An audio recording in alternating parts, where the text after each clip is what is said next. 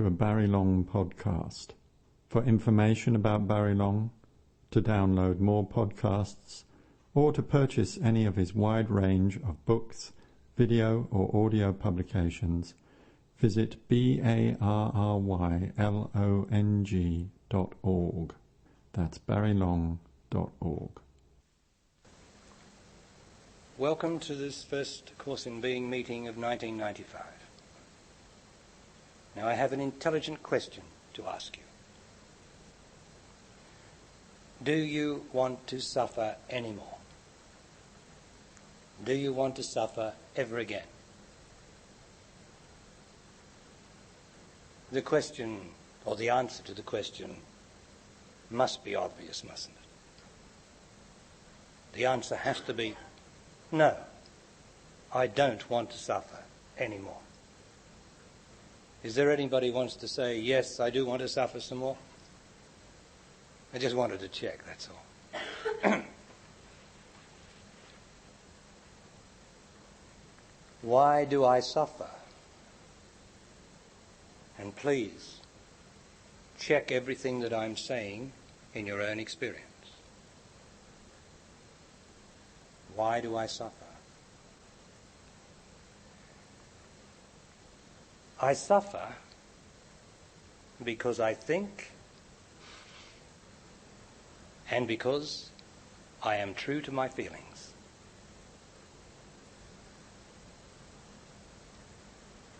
I do not suffer because of events. Now you have to look at this and examine this very closely to see that if I am speaking the truth. Because unless you've discovered that because you think you suffer, and because you are true to your feelings that you suffer, you're going to embrace suffering again and say, I don't want to suffer. But then you do want to suffer because you haven't learned from your life experience what causes suffering. Now, life experience is really self-knowledge. My life is myself. So, if I just travel along the surface of my life with a momentum, doing what I please, doing what I fancy, I'm not going to have much self-knowledge. The only self-knowledge I get is when I run into a brick wall and my momentum is stopped. And that's the moment that life provides of self-knowledge. Have you learnt why you are now shocked, unhappy? Have you learnt? Have you got self-knowledge of why you are now suffering? Well, have you learnt that I only suffer when I think, and I only think because I give in to my feelings? Have you learnt that yet? Now that's what life's about. For us, so far down in the scale of universal or cosmic maturity, what you and I, as on this planet, as the consciousness of this planet, speaking from a cosmic point of view, what you and I have the task of having to learn is, why do I suffer? And once I know why I suffer, it's obvious I don't have to suffer anymore. Now let me address this. I do not suffer because of events. Now everybody blames events for their suffering. Events have to happen in this world. I, the intelligence that's sitting on that chair, have projected myself as an individuated body. I am extraordinarily vulnerable to events. I can lose an arm at any time, like an ant, or like a bee can lose its wings. I'm vulnerable. to so many things, so many events that can cause pain, physical pain, that can shock me, because to lose an arm or to lose something, to lose my house, to lose what I have, can be shocking, in a shock being a sudden interruption of the normal expectation of everything going on as it's going. But I don't have to suffer because I lose my house. Indeed, I have to then take action, a lot of action, with such a major loss. But it's only action that I have to take to address the situation. And action does not require thinking. Action requires looking, and looking at the situation.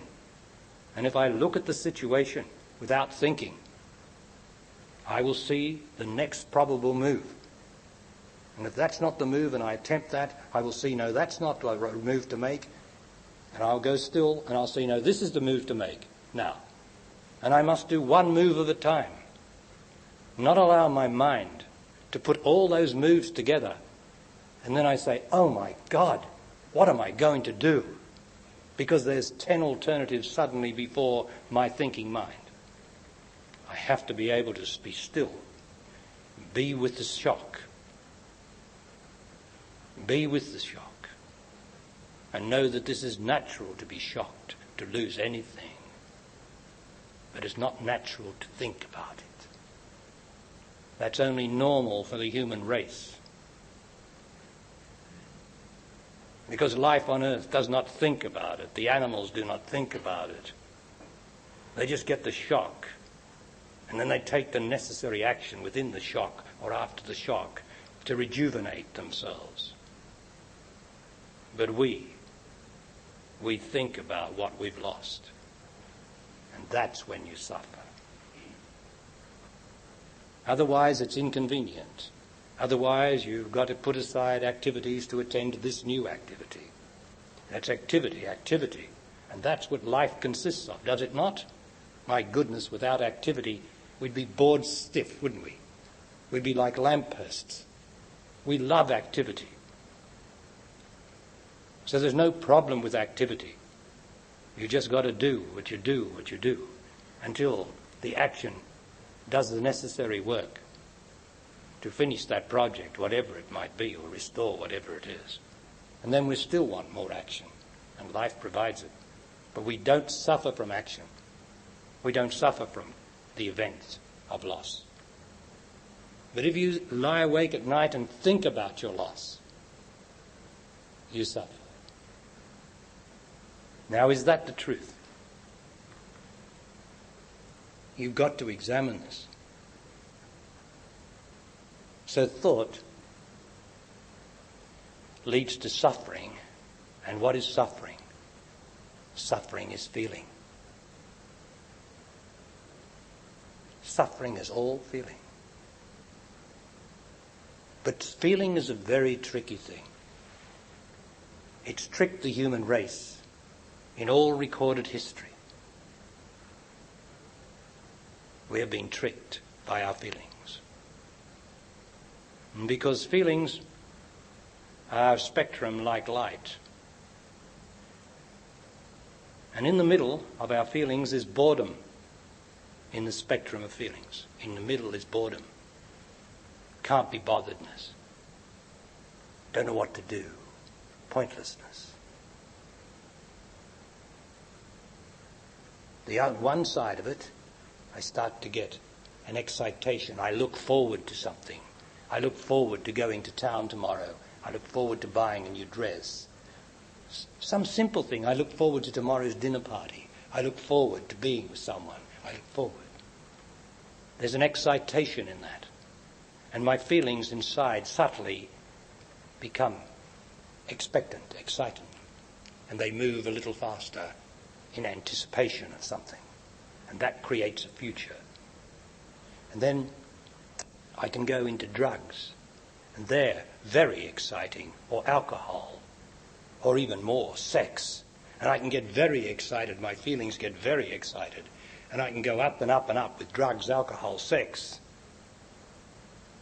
But what goes up must come down.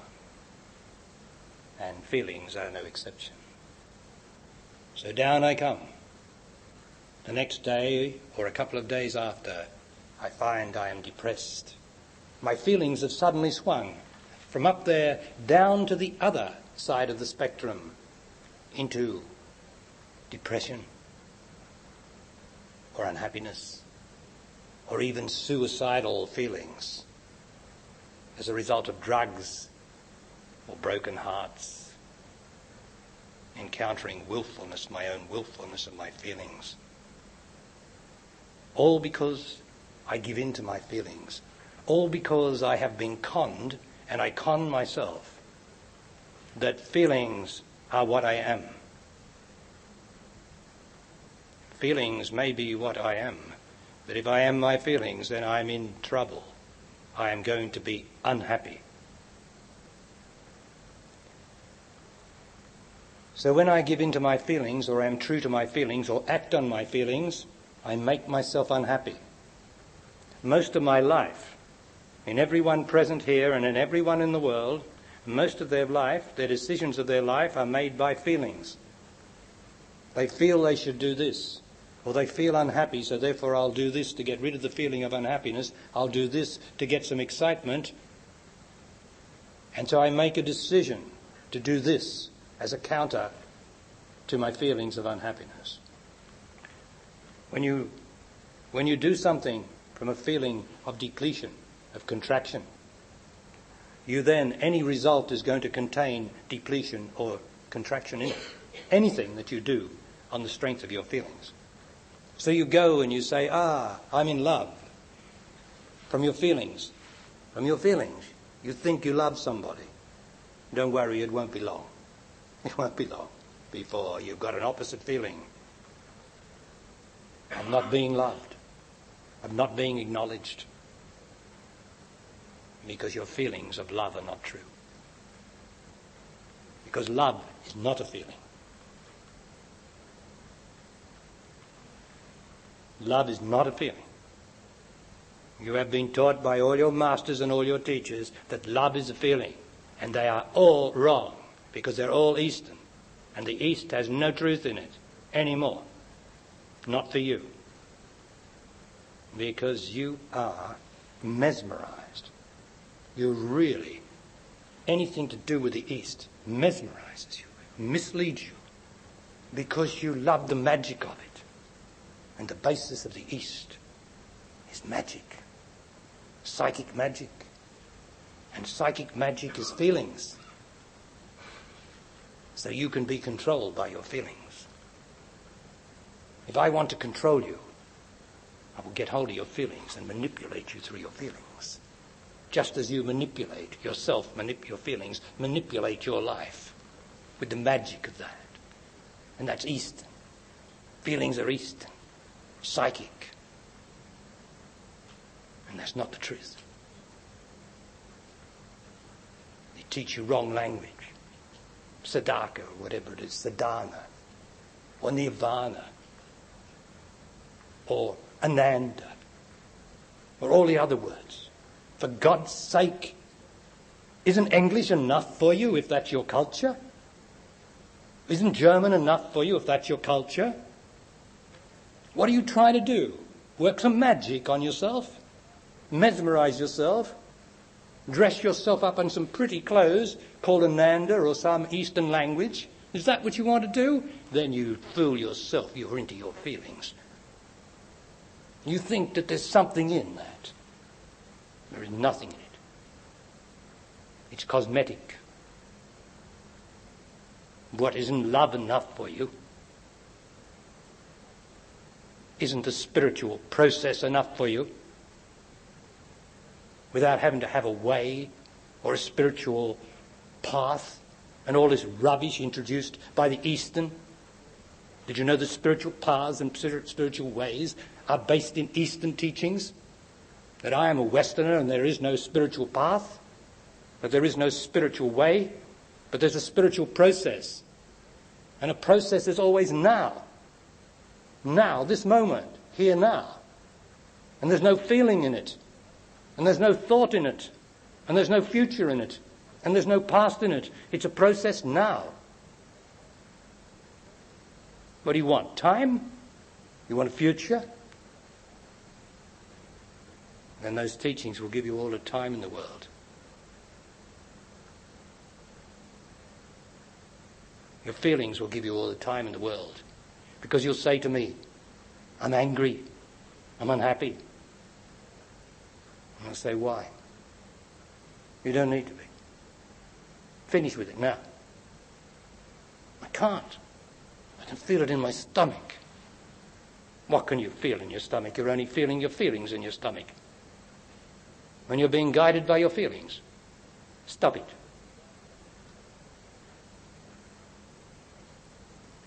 But I can't stop the feelings. You can stop acknowledging your feelings, but you can't. You're attached to them. You weakly say, oh, I can't help it. I've got to go into my feelings and be my feelings. Why? Why have you got to be your feelings now? Why can't you be intelligent now for a change? What feelings do you need at this moment, for God's sake? What feelings do you need? You need no feelings. You need no thought about some spiritual path. Rubbish. Life is now. Now you practice this now. You practice now. You don't practice future. You don't practice past. Every thought you have is about the thought past or the future. You can't think about now. It's absolutely impossible to think about now. Absolutely. The spiritual process is now. And that's the process of being now. But when I give up allegiance to my feelings and give up allegiance to thought, what have I got? My own being now.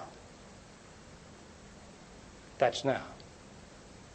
And what have you got when you're outside of this meeting and you're in your ordinary life and your past is appearing in front of you as the circumstances of your life? Because that's what the past is.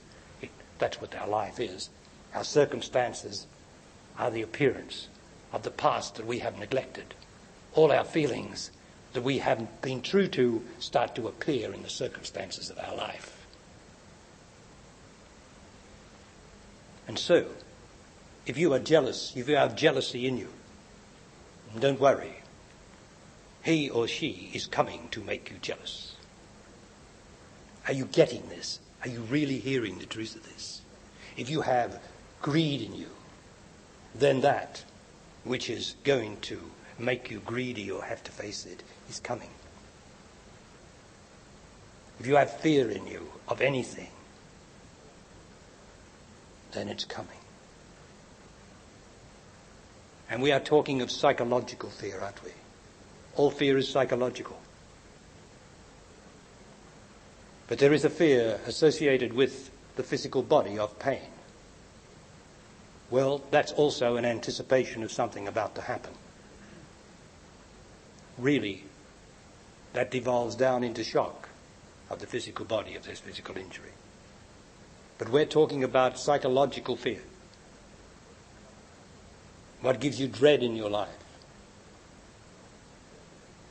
Now, the dread of life, and all of us have it from time to time, until we're free of it.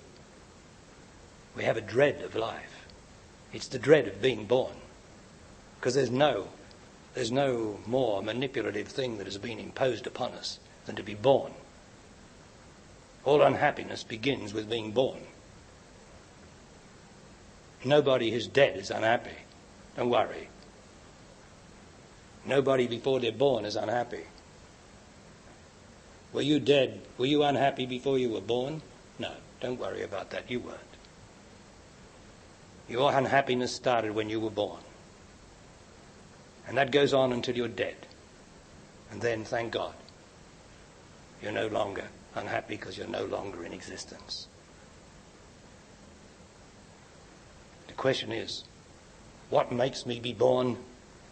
What makes me be born into unhappiness? Well, you can't answer that question about the physical birth. Nobody can answer that question. That's just life as it is. And there's nothing wrong with life as it is. There's nothing wrong with being born.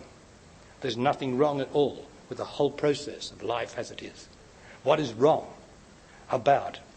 is about computing life, thinking about life, thinking about what it means, thinking about this, thinking about that, and then feeling what it is, feeling what my life is, feeling this, feeling that, feeling that. That's what causes all the unhappiness with being born. Otherwise, you can just be born like a fish or a koala bear or a crow or anything. You can just be born. Take your chances in this very, very difficult world where you could be killed or maimed any moment, but that's all right. Everything has to take its chances and then get on with it.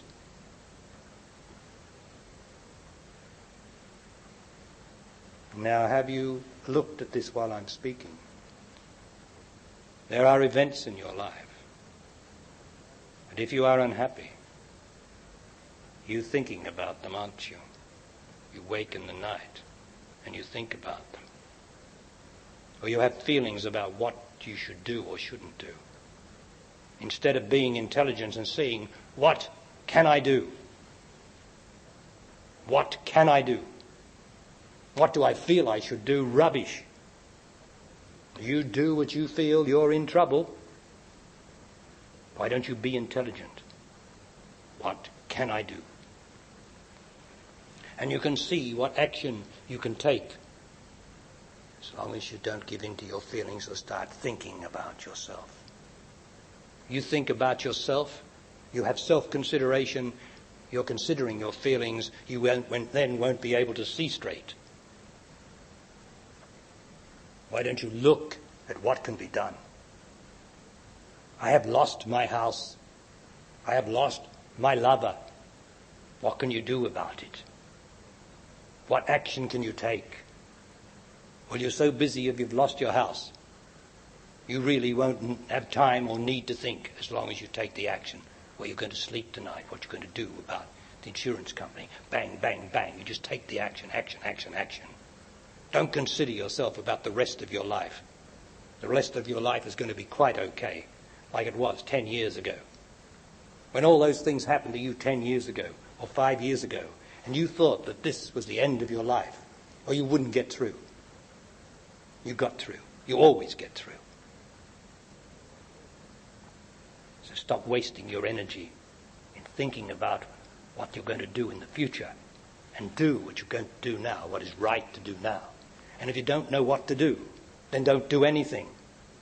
Go and sit on the grass and feel your guts going, vibrating. Your feeling trying to say, feel me, come on, feel me, feel me. No, I know you are there, but I will not think about you. Because if I think about you, I'll become you. And if I become you, I'll be a mess. You know, thinking is like a fly, a house fly. You know, in those summer days when you've got the screens off if you're in a hot country, or in the northern hemisphere in the summer, the fly comes into the house, flies lazily around, that's the thought, that's the thinker. Aimlessly it goes all the time, just flies here and there, then lands on something, which is your feelings, has a little feed, and then off again it goes and flies around aimlessly, lands on the feelings, have a little feed, off it goes again. That is your life. You think, your thought always leads to feeling, your feeling always leads to, in the first place, nice feelings, but eventually all sorts of feelings, all feelings turn to negative feelings, and you start to worry about your mother, your father, what you did or your lover did, you're unhappy or something. Yeah, the fly then has ignited the feeling, and the feeling gets going in you. Thinking feeds feeling, feeds off feeling. You get rid of your feelings, what everybody wants, the mind stops. the great eastern carrot of the still mind. But they never tell you how to do it. They only get you more immersed in dressing up, putting on funny hats, nice clothes, shaving your head, repeating stupid mantras, doing all sorts of things to work magic to get something for yourself. And yourself is your feelings. So you want some more feelings. So you want some more unhappiness. Instead of telling you, give up your feelings. Stop being true to your feelings. That's what stops the mind. When I am emptied. Emptied of what? You know, you're on the spiritual process, the spiritual path of your life. What are you going to be? What is the spiritual path? What have you learnt from all the Eastern masters? What's the process? What's the prize? What are you being spiritual for? What are you expecting? Liberation? Liberation of what? Liberation from what? Liberation, please, from my feelings, which are weighing me down. They are my burden. Enlightenment, what is enlightenment? Enlightenment is to be enlightened, thank God, of these dreadful feelings that sometimes are up and sometimes are down. Just please enlighten me. Enlighten me of this burden of myself, which is my feelings. What did you think you were going to be enlightened of? What did you think? What are you doing with your spiritual life? What's it about? Is it about getting the carrot, getting nirvana, getting this, getting heaven, getting something promised by all Eastern teaching, Christian heaven, Islamic paradise, or Huri paradise, some black-eyed maidens, 30 of them waiting for each one of you who die on the battlefield or something? Promised tomorrow, where are they? Not here now. No. Buddhist nirvana, all these Eastern teachings, Judaism, all promising something in the future. But how about now? This is where I am. And the only thing that keeps me from now are my thoughts and my feelings.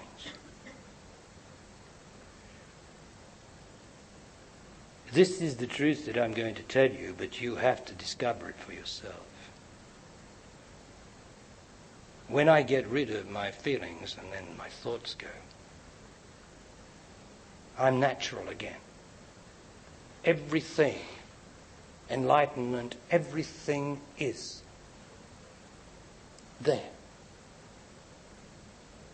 I don't need to know anything anymore, for instance. And that's what the mind tortures you with, doesn't it? What's my lover doing? What's my future going to be? I want to know why he did this, why she did that. What's happening there, what's happening here. I want to know. Well, in the state of enlightenment, in the state of being free of your feelings and your thought process, what do you need to know? Because it's all there. In the absence of yourself is the fullness of life. Now, but in the presence of yourself, your thoughts and feelings, it's never good enough, is it? It's just never good enough, because you always want some more feelings. If you're happy, if you notice this, no matter how happy you get, it's going to be spoiled. Do you know what by? By yourself. It doesn't matter how high you go in happiness. Yourself, your other feelings down here are going to spoil it.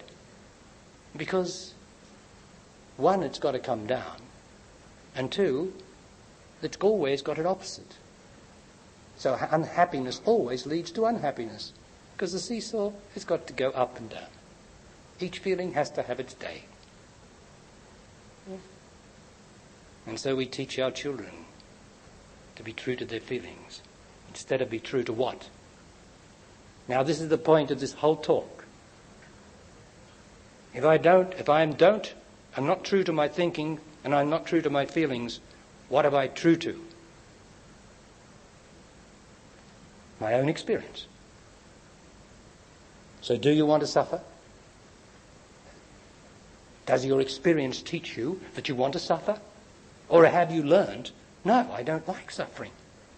Isn't that your experience? Do you want to suffer or do you want to not suffer? Well, if you don't want to suffer, then all you've got to do is remember, hold it with you every moment. Don't remember any other thing that I've ever said.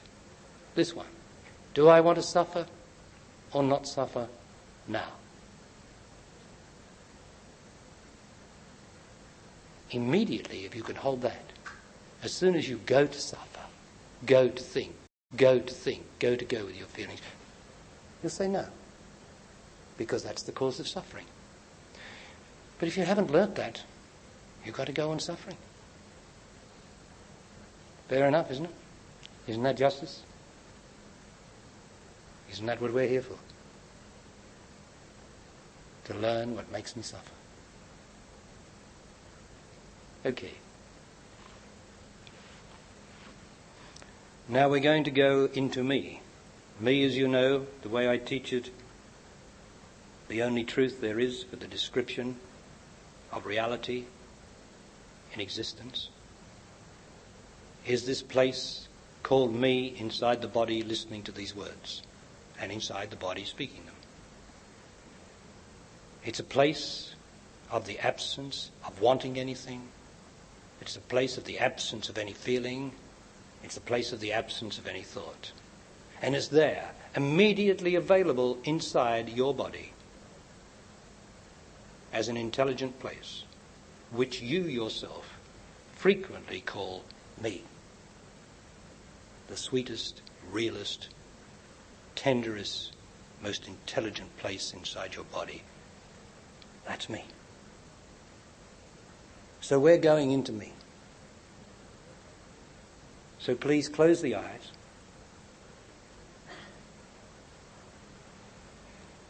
And the intelligence, which is what makes everything possible, even our sense of sight and taste and everything, our body appears because of the intelligence of my sight. My intelligence I now direct into this place called me. There's no feeling in it. It's just an absence of any problem, of any thought, of any need to feel anything. But should I feel something there, and this is the legitimate feeling, should I feel something, it's pure sensation. That is that sort of drumming, tingling thing that informs me that I've got an existence which if I had my eyes open, I'd call my body, but in here I have no body, I've just got this perhaps tingling feeling called sensation. But it's not a feeling, it's sensation. You see, feelings are my interpretations of experience. So I'm not interpreting sensation. And when I don't interpret sensation, it's what I call pure sensation. It's just there. It's always there. If I wake up in the night, I can immediately confirm it's there. But because it's sensation and not a feeling, my intelligence can go straight through it sometimes, like now perhaps, and sensation disappears, and behind sensation is the void of absence. Ah, what a fulfilling place that is. No need to think, no need to feel, no need of any interpretation. Ah, so this is me. This is me, the absence of myself.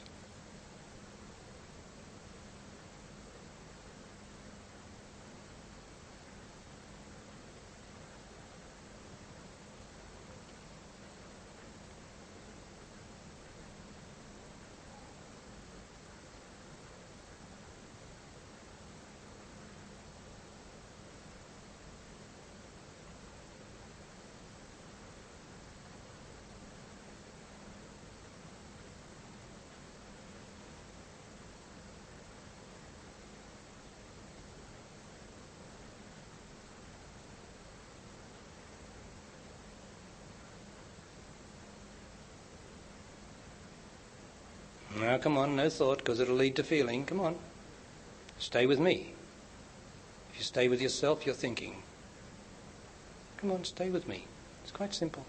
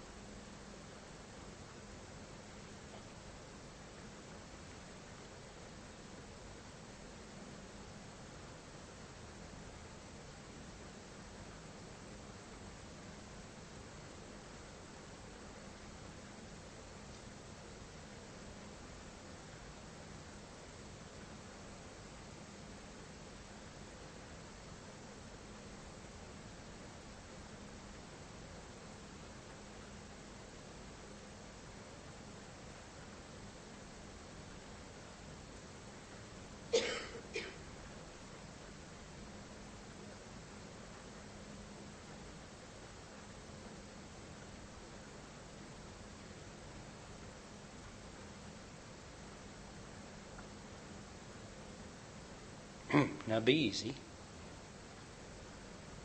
You can only be in me when you're easy. Surrender the tension. Come on, give it up. The tension only comes from trying to hold on to something. And you don't need to hold on to anything because you're in me. And me is a place of absence, of holding on. How wonderful it is not to have to hold on to anything. To let the grip go on yourself. And just sink into this silent, still, and simple, natural place, which was here all the time, underneath all the thoughts and feelings.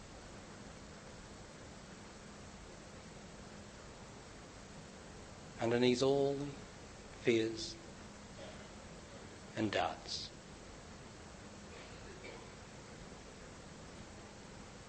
I can't have any doubts now, because everything's okay. Only if I think, and I think about the future or the past, then I will have doubts. Or if I stir the feelings of the past, which is filled with doubts, I will have doubts. But here, thank God, I can just surrender it all and be now. Be me. Surrender myself to me.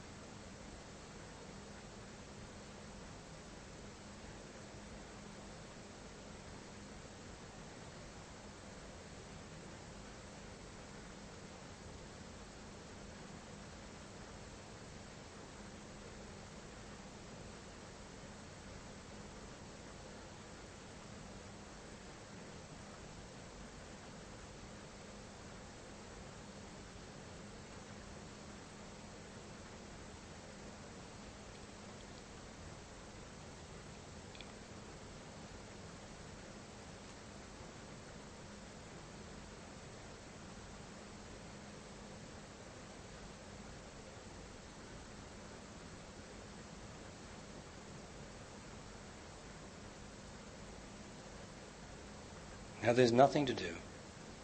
There's no thoughts to watch. You're finished with that because you're not having any thoughts. Because you're not being true to your feelings. You're being true to me, which is the absence of everything. Just sink into there. And please don't try to tell me that you can't. you do it. You'd stop protesting and defending your feelings. It is such a beautiful place to be still and silent in me. It is sensational, a sensational place. And beauty and love are not feelings, they're sensational. They are in this place. Even behind sensation, they become knowledge, which has no feeling in it whatever, and disappears into a void of absence of anything which is so fulfilling that it cannot be described, like now.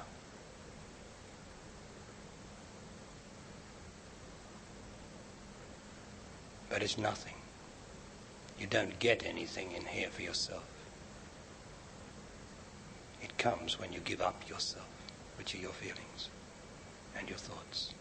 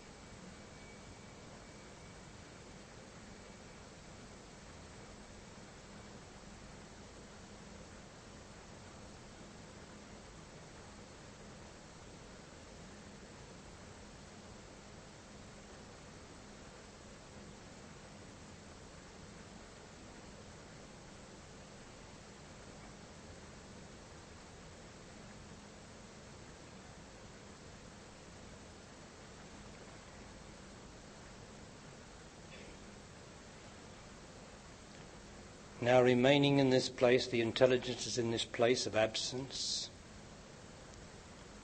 Open the eyes and enter the world of plenty of movement and lots of forms and all existence. That should make no difference while you are here to being in the place called me.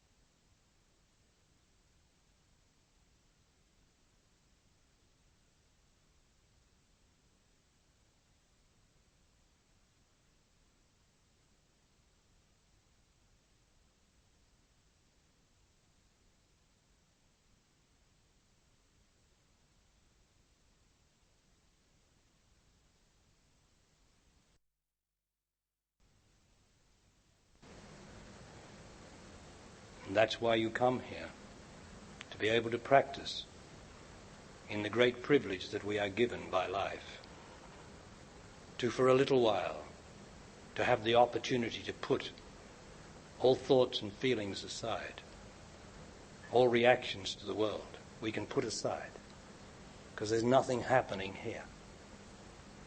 Nothing. Except the stillness and silence of being me.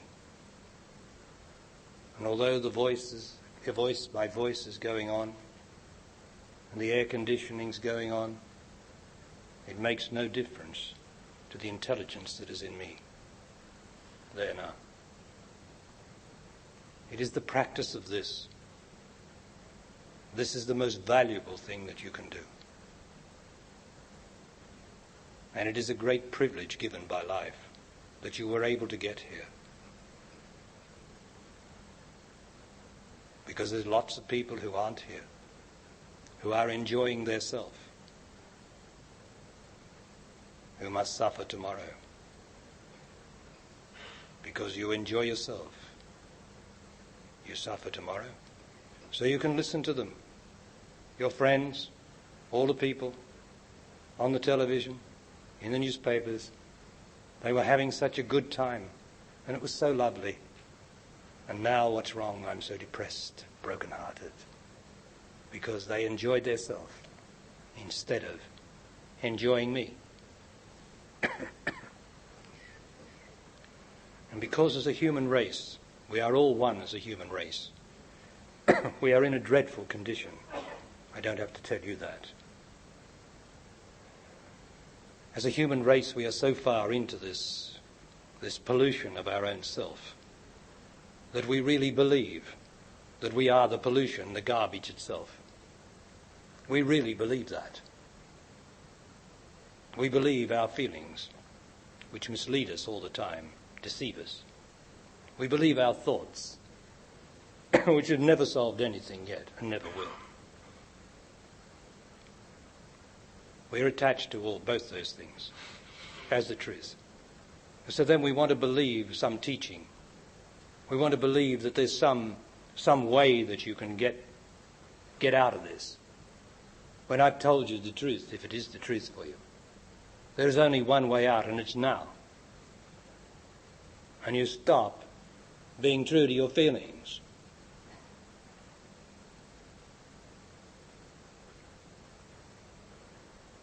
Now, are there any new people here, please, at this meeting?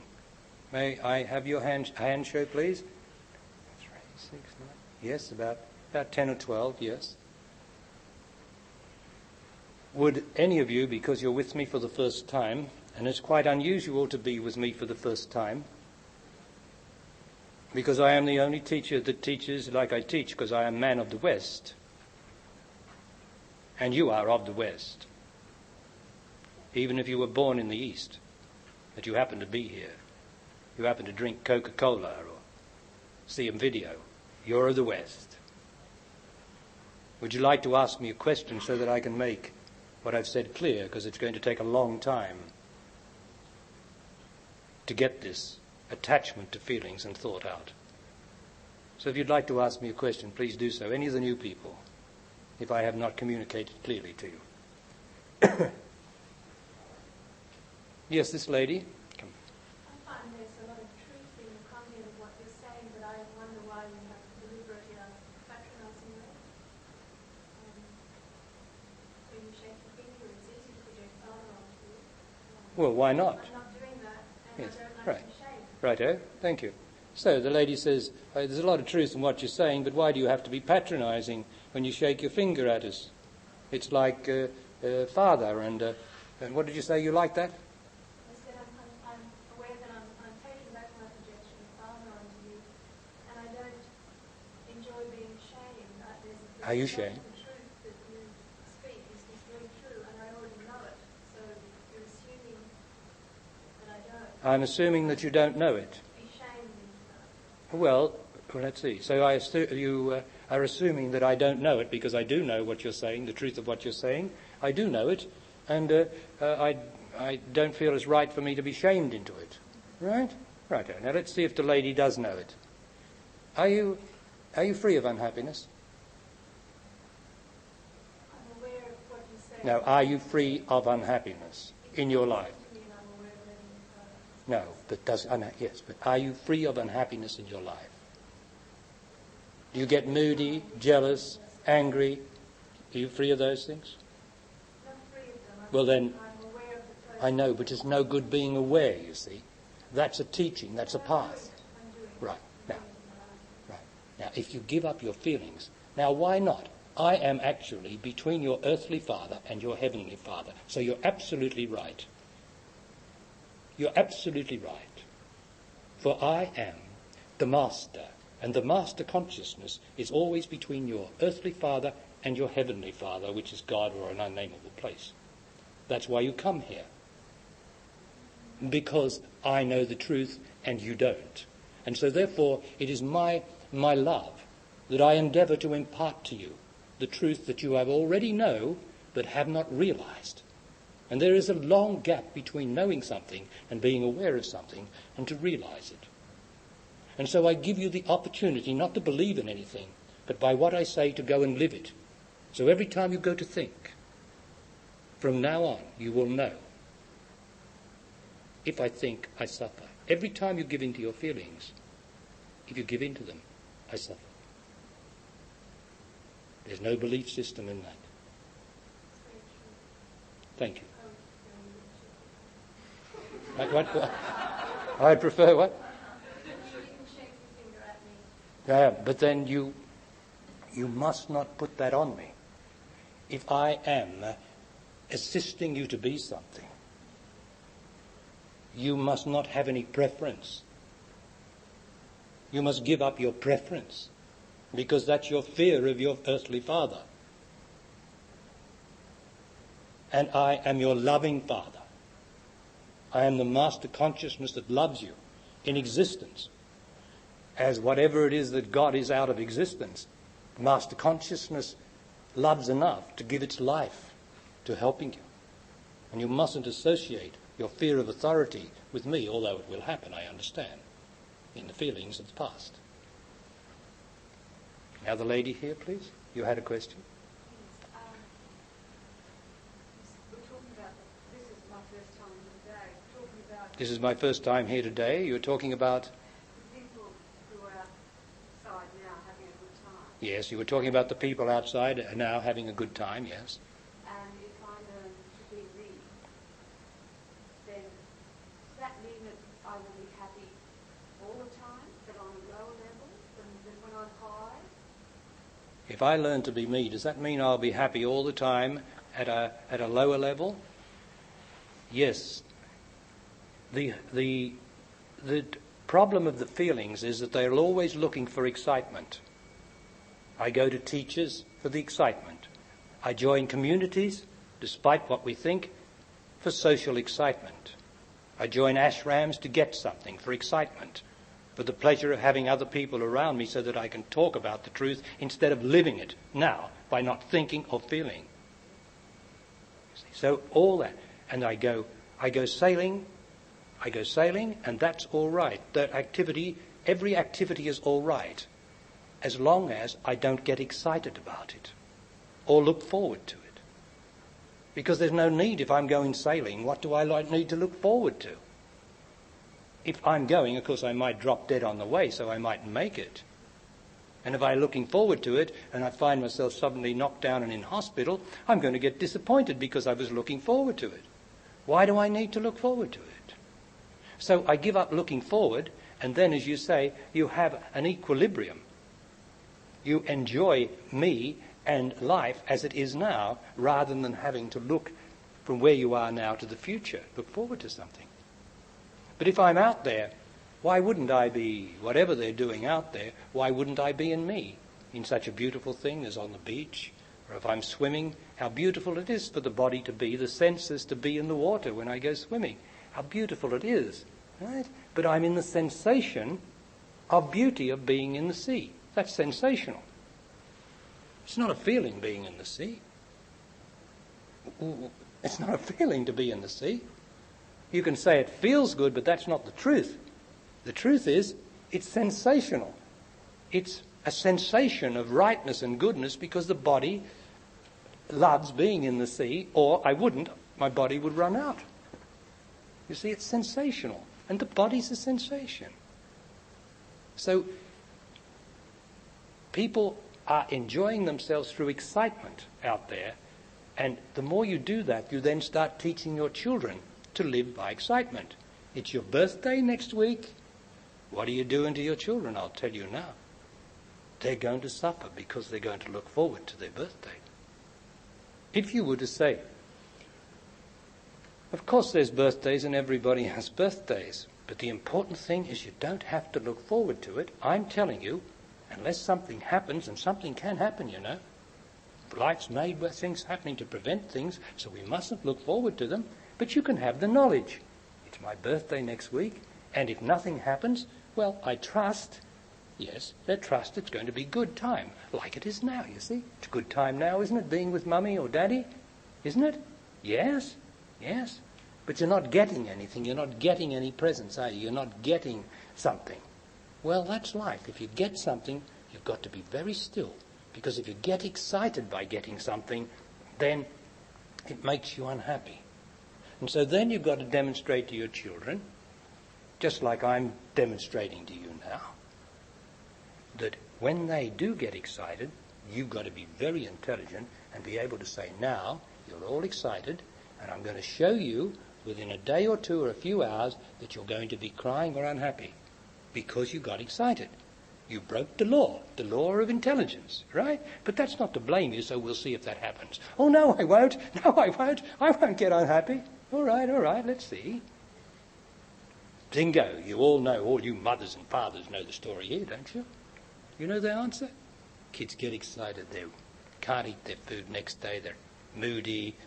They're grisly. They want. They don't know what they want. They're restless. You say, well, here it is. That's how you teach a child to get the experience of life, self-knowledge early. But how often does that happen? It's too simple. It's too right. It's too intelligent.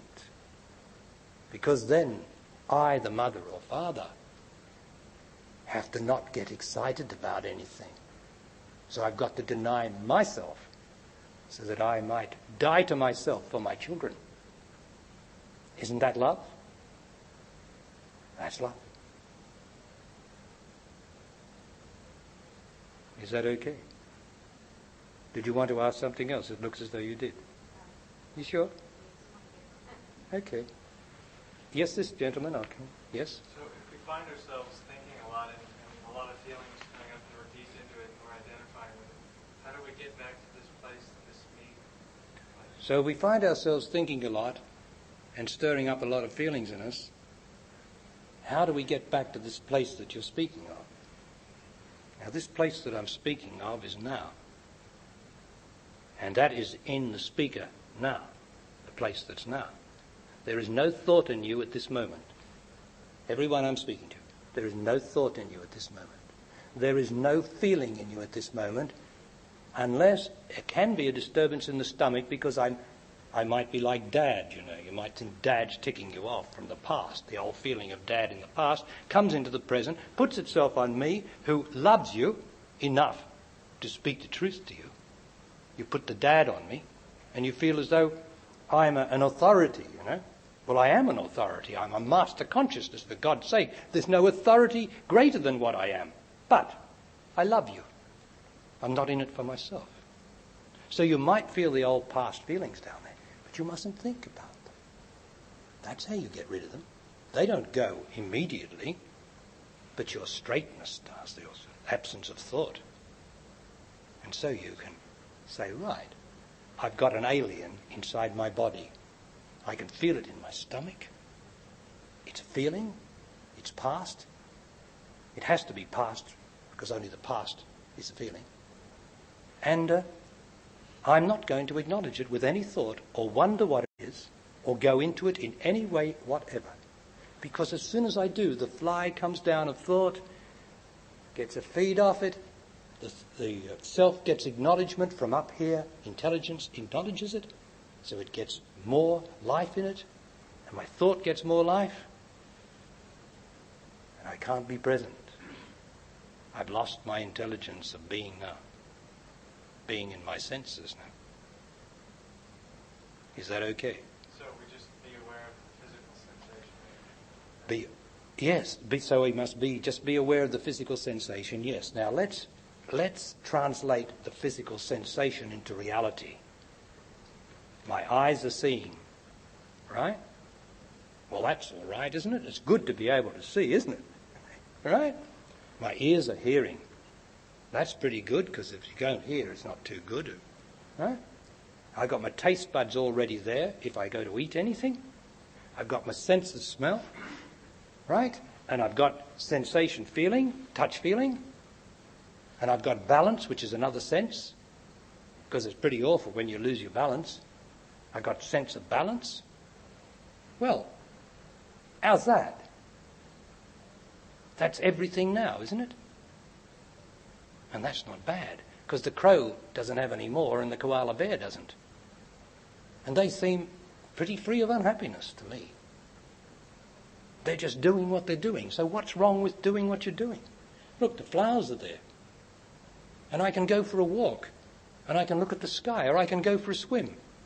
I can, with all these senses, when you go for a swim, do you think about swimming? Do you really think, and do you get into your feelings about mum and dad while you're swimming? Or do you just swim and say, this is good? And if you go for a walk in the forest, in the national park, if you think while you're walking through the national park, for God's sake, you're in unhappiness. You soon will be. You're missing them now. The beauty of the walk in the park, which comes through the senses. But we've been conned into thinking. And we think about our feelings. What am I going to do about this? And it's aimless, most of it, except when we've got a big worry on. Does that answer it? Now I know this is going to slip away. It's the way of it. The truth, we're so used to following things and believing in things and trying to do things that the truth is so immediate that it just slips away from the acquired consciousness or the acquired unintelligence that we've actually adopted. We've lost our intelligence to be now. But of course we are intelligent, every one of us. But we've just embraced the unintelligent. And we now think that's myself. And that's crazy, isn't it? But it's not easy to hold this place. That's why I keep talking all my life about this state. And it's immediate there now, it's yours. You don't have to learn how to do it. You've got to unlearn what you've learned. That's the way you do it. Stop remembering and be now. Yes, there was someone else had a question. This gentleman? How do you feel about striving toward an achievement like, getting a medical degree or climbing a mountain or something? I can't imagine doing that without having thought to do it. How do I strive? What do you say about striving towards an achievement? Like getting a degree or climbing a mountain? I can't imagine doing that without thoughts or feelings. Well, for instance, imagination is the curse of man, to start with, so you certainly couldn't imagine it because that would excite thoughts and feelings. Why don't you come back to the present now? What do you want to do with your life? What's your goal?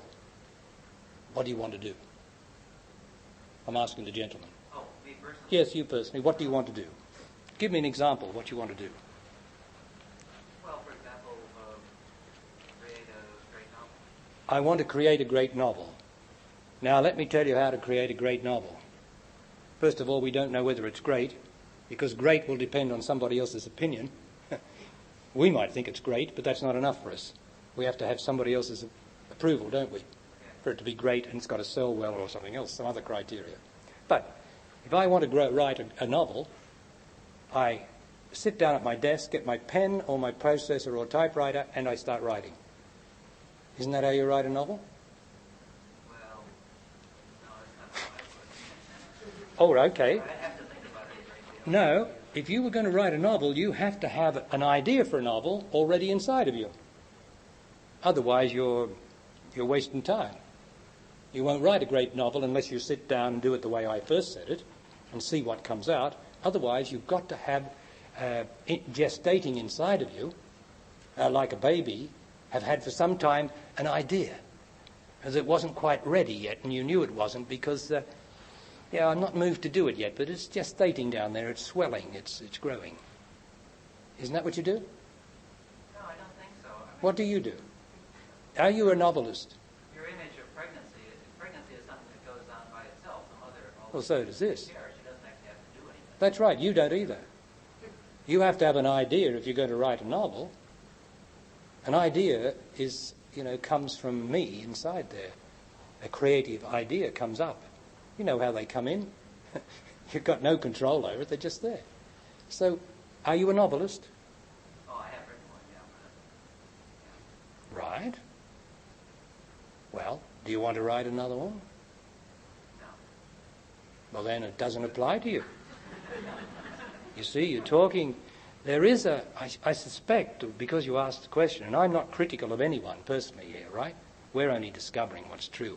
And it helps everybody, your question and my answers. I suspect that in you, you would like to write a good one. Better than the last one. I suspect that's in you. Would you say that? Yeah. I suspect that's there. Now you hold that because we've had this conversation, you and I together in openness and truth.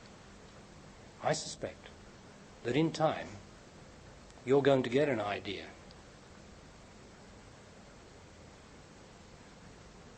that's about what the subject could be, what it could be. And don't act on it and don't dismiss it. Just keep it there like you keep the knowledge in you. You don't have to think about it. You can look at it. You see, looking is not thinking. Looking is not interpreting. Thinking interprets things. Looking discovers things. And you look at your idea and you say, yes, something missing there. Not quite right yet. Just as if you were looking at your garden, your potato patch, your seed fact. They're not doing so well. You go still. And if you've got the information in you, yeah, that's right. They need some, whatever it is. That's right. Or you go to your book about potatoes and you look at the book. You see, you're still looking, you haven't thought. You look and you see possibility. Then you go to the shop. You don't have to think to go to the shop to go and buy it. You don't have to think, you go to the shop. You ask the shop assistant, where's the so-and-so? They say, up the third row on the left. You look to see where the third row on the left is. You haven't had a thought yet. It's wonderful. You've gone all the way to the shop, not a thought. You're still looking, because if you're driving a car thinking, you might run into something. But if you're looking, chances are you won't. See, everything is looking, but we've been taught by our culture to think about everything.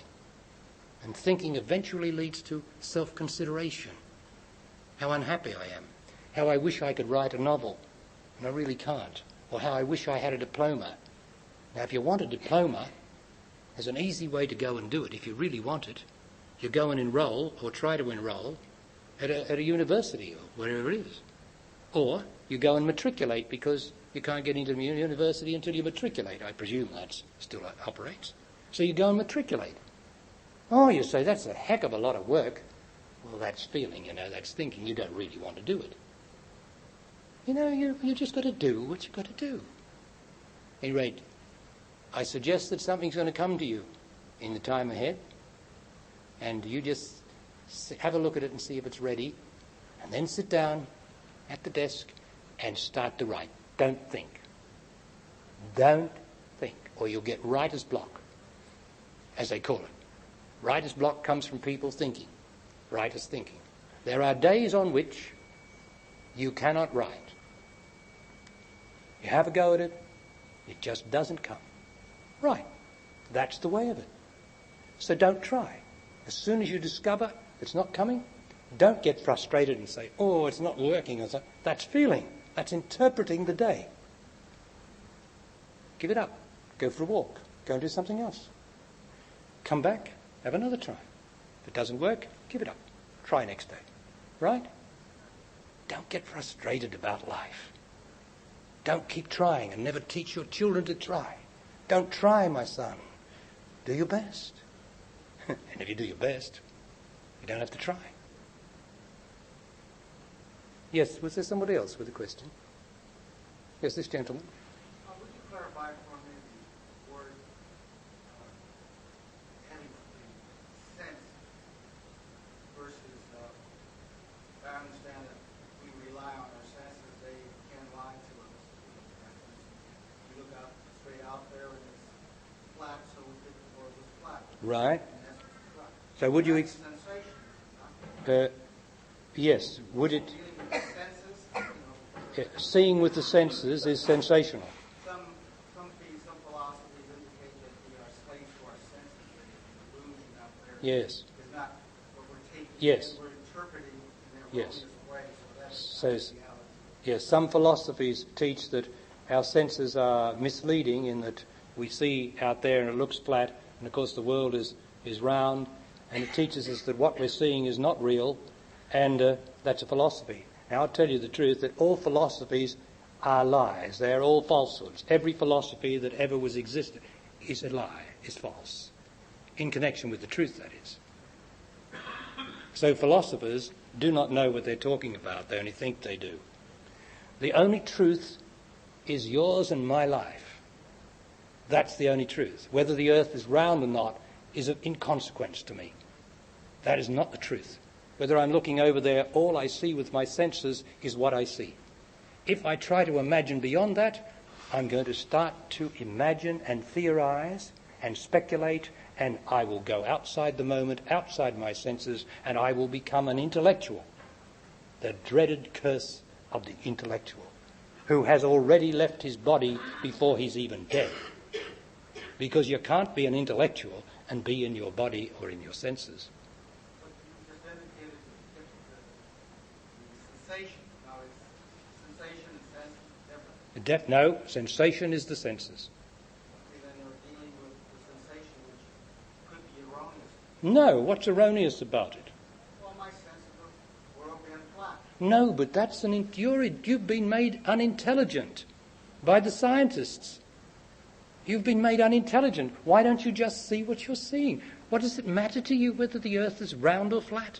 What the heck has it got to do with you and the love of your woman, or the love of your children, or your own fulfillment of life and your creativity? What's it got to do with that? You're only alive to be free of unhappiness, to enjoy your life through the senses. Well, how can you? If you're subject to the sense. Well, what in the heck are you doing sitting on a chair there? Why aren't you cutting the throat? I mean, You have the sensation to do so. no, but you've got the sensation of being alive, being in your senses. It's sufficient. Well, okay. No, but is... That's what I wanted to clarify. That's right. That's right. And I'm not being critical of you, but that's... See, we've left our senses. All the children, through the games that they're learning now, are learning more and more to leave their senses. You know, the blonde lady with big muscles has beaten up the black warrior on the vision screen, and we're all fighting there. The boys and girls have completely left their senses. So therefore they're going to be very unhappy. It is a prescription for their unhappiness tomorrow. Because when I leave my body, when I lose my body, which is to lose my sense of senses, I've got no body. And anyone with no body is very unhappy. Now, I'm going to tell you something else. Here, go on. Before you were talking, I don't know, Please go on. but you were saying that before you came in from birth, you were happy, and when you died... Well, I said you weren't unhappy, yeah. But now you just said that anybody that dies is unhappy. I can't think of a conclusion. No. I said anybody who loses their body, such as goes into intellectual, like the scientist theorizing on his blackboard. It's not a death clock. No, but he's left his body. He's in his imagination. He's on the blackboard. No, that's right. No, I didn't mean no, left the body. Of course, that's an expression of death. Well, I'll tell you this. When you die, you don't leave the body at all. I'm going to tell you that, so let's get rid of that bit of nonsense. Now, would you tell me that when you went to sleep last night that you left the body? Well, you don't use that expression, didn't you? I'm going to leave the body now, see you in the morning. You know, I mean, it's rubbish. It's all intellectual bullshit. Because when you get... That's all. Well, that's all death is. You don't leave the body. Because you'll never see your body again. Because if you could see your body, you wouldn't be dead. Would you? I mean, it's all intellectual rubbish. You don't leave your body, you just withdraw deeper than in sleep. Whatever that means. And that's okay. Like deep dreamless sleep. Can't be remembered.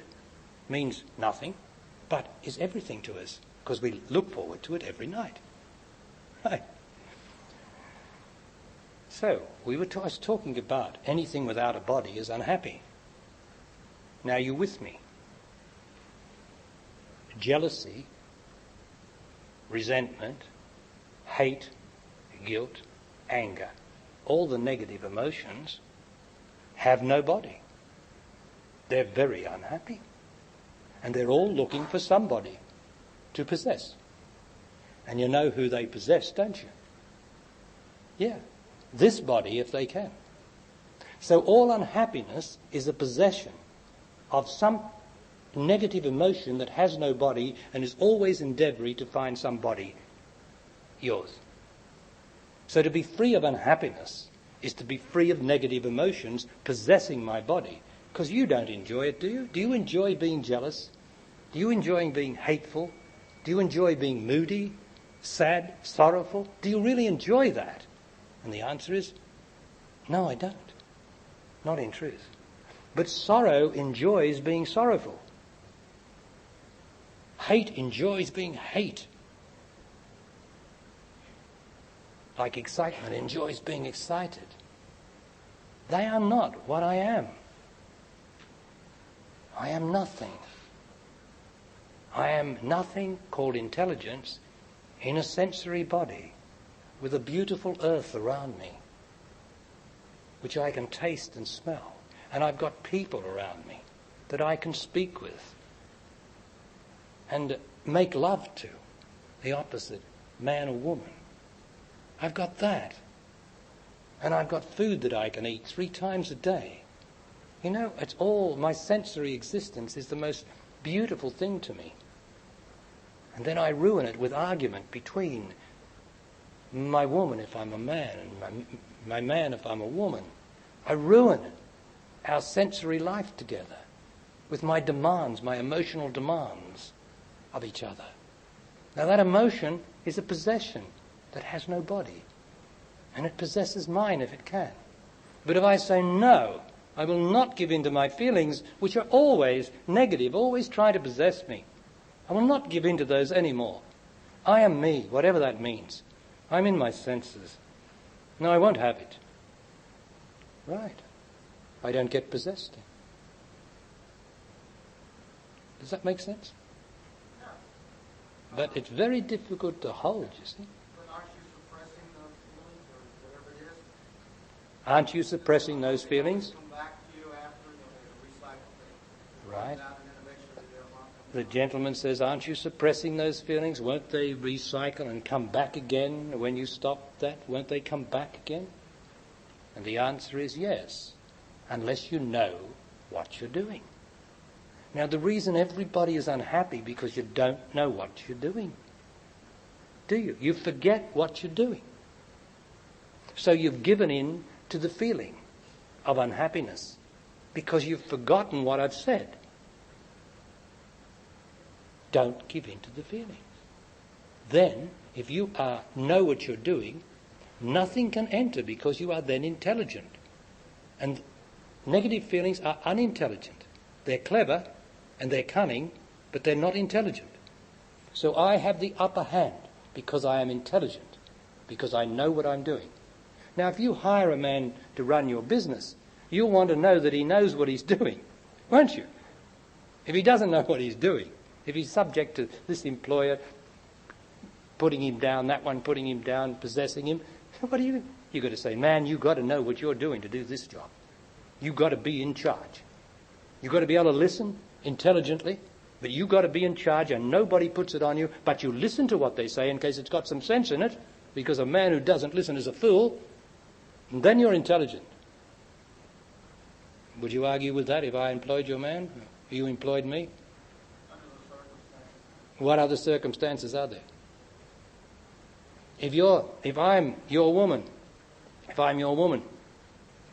I say, now we must know what we're doing, man. We're going to get into the most dangerous thing on earth, and that is to make love. That means I'm going to enter your subconscious and you're going to enter mine. But principally you, as man, are going to enter mine, and that's a very dangerous thing for me as woman. To have your protuberance get into my subconscious with all its sexuality and with all its cunningness and emotions, and that you're going to put that into my body. And I'm going to put into you what I've got in my body from the past. And this is the most dangerous contact ever made on earth. It makes everybody unhappy, either doing it or not doing it. So we've got to know what we're doing. We've got to know what we're doing. And if you don't know that this is the most dangerous practice that you can ever engage in, you don't know what you're doing. So you're going to fall for all the dishonesty of the man and the woman. But if you're honest to it and you both say, yes, that's right, we've got to be very careful. We've got to be sensational in this matter. We mustn't have our feelings going, because our feelings will be what Mum said, what Dad said. The day I caught Mum making love to Dad or something, and I thought it was sinful because Jesus had told me it was sinful, and I've got a great big gut feeling in here every time I go to make love. That's your feeling. It's going to come between you. It's going to be a feeling that comes from the past, as you said, recycles itself for a different reason. But if I'm in charge and I say, no, I will not have those feelings. I know what I'm doing. I'm intelligent. So I make love for the pleasure, the beauty, the sensation of making love, not because I'm getting something or want to get something or want an orgasm or want this. It's because I'm getting what I'm getting every second, because it is delicious, it is right, it is beautiful, it is godly, divine to make love now. That's knowing what you're doing. But we've been programmed by all these therapists and teachers, absolutely ridden with rubbish instead of the fact. And if I'm not speaking the fact, would somebody else like to tell me the fact? It's impossible, you see, because this is straight. You must know what you're doing with your life. And if you don't know what you're doing, and those times of confusion come, because the times of confusion do come, when you're breaking up your old illusions. Now, breaking up old illusions is breaking up the old, solid, certain self. And when that starts to break up by living rightly, it starts to break up. The mind gets confused. It's an unavoidable thing that you've got to go through. It's like breaking up the concrete that's of the footpath when they get the sledgehammers onto it, or the jackhammers. It all breaks up, and that signifies what was once certain, and you could walk on it and say, I know what I'm doing. It's now broken up, and it's all crumbling, and there's confusion. But then as you clear the confusion away, you can lay down a new foundation, or you can just expose it and say, I can walk on this. It's not concrete at all. It's not certain at all. But it's life. And I'm life. And this is life. So you go through confusion as you break up the old. And the feelings don't want to do that.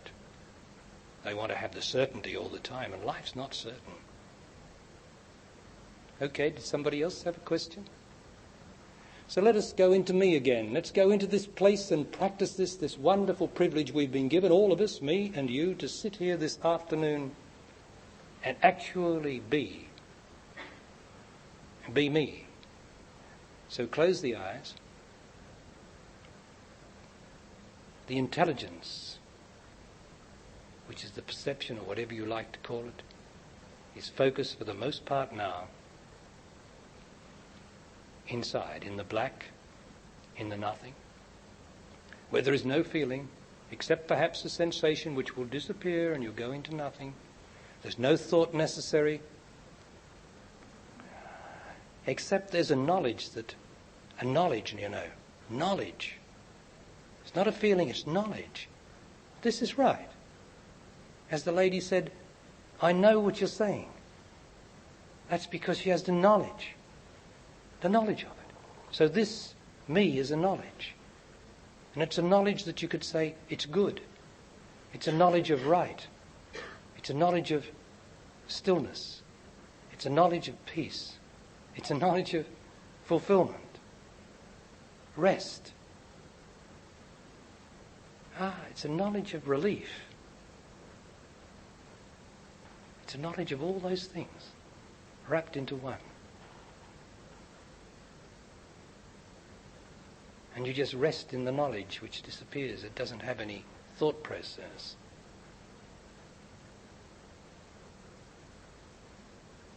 And the longer and more often that I can do this, the more I rediscover what I am, for this is me. I've only lost sight of me. I've only identified with myself, my feelings and thoughts. They're not really me. So I'm going deeper under those, and I discover this extraordinary place.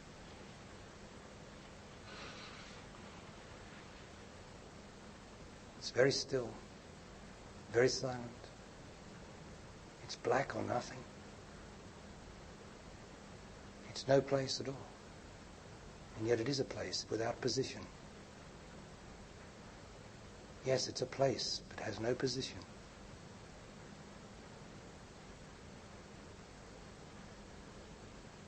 It's me.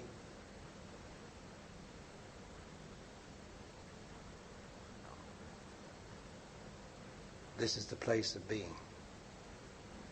This is the state of being. It is sufficient.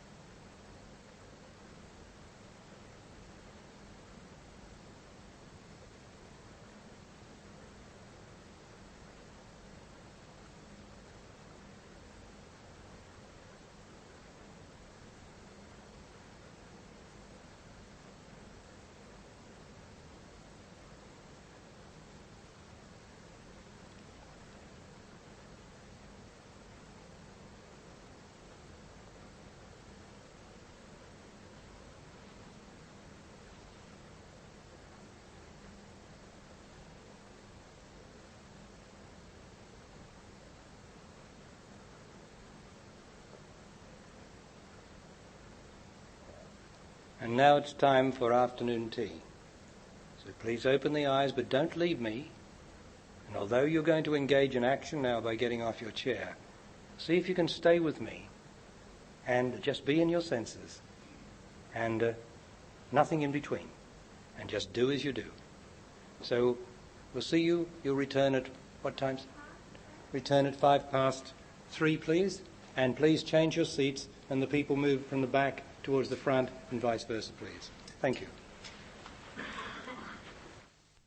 You are listening to a Barry Long podcast. For information about Barry Long, to download more podcasts, or to purchase any of his wide range of books, video or audio publications, visit barrylong.org. That's barrylong.org. To a Barry Long podcast. For information about Barry Long, to download more podcasts, or to purchase any of his wide range of books, video or audio publications, visit barrylong.org. That's barrylong.org.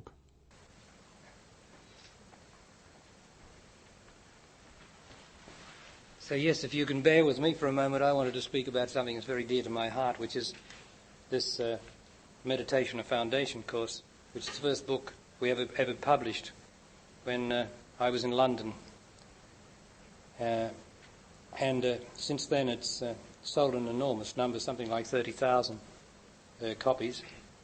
It was once the main book in Foyles, recommended by Foyles, and it's very dear to me because it has been revised, and I have added to it in its new clothes. And I just wanted to recommend it to anyone who hasn't got the earlier edition, or if they are able to, that they can get this, because it does have extra material in it. But to those who haven't got a copy, I say that this is the introduction to being.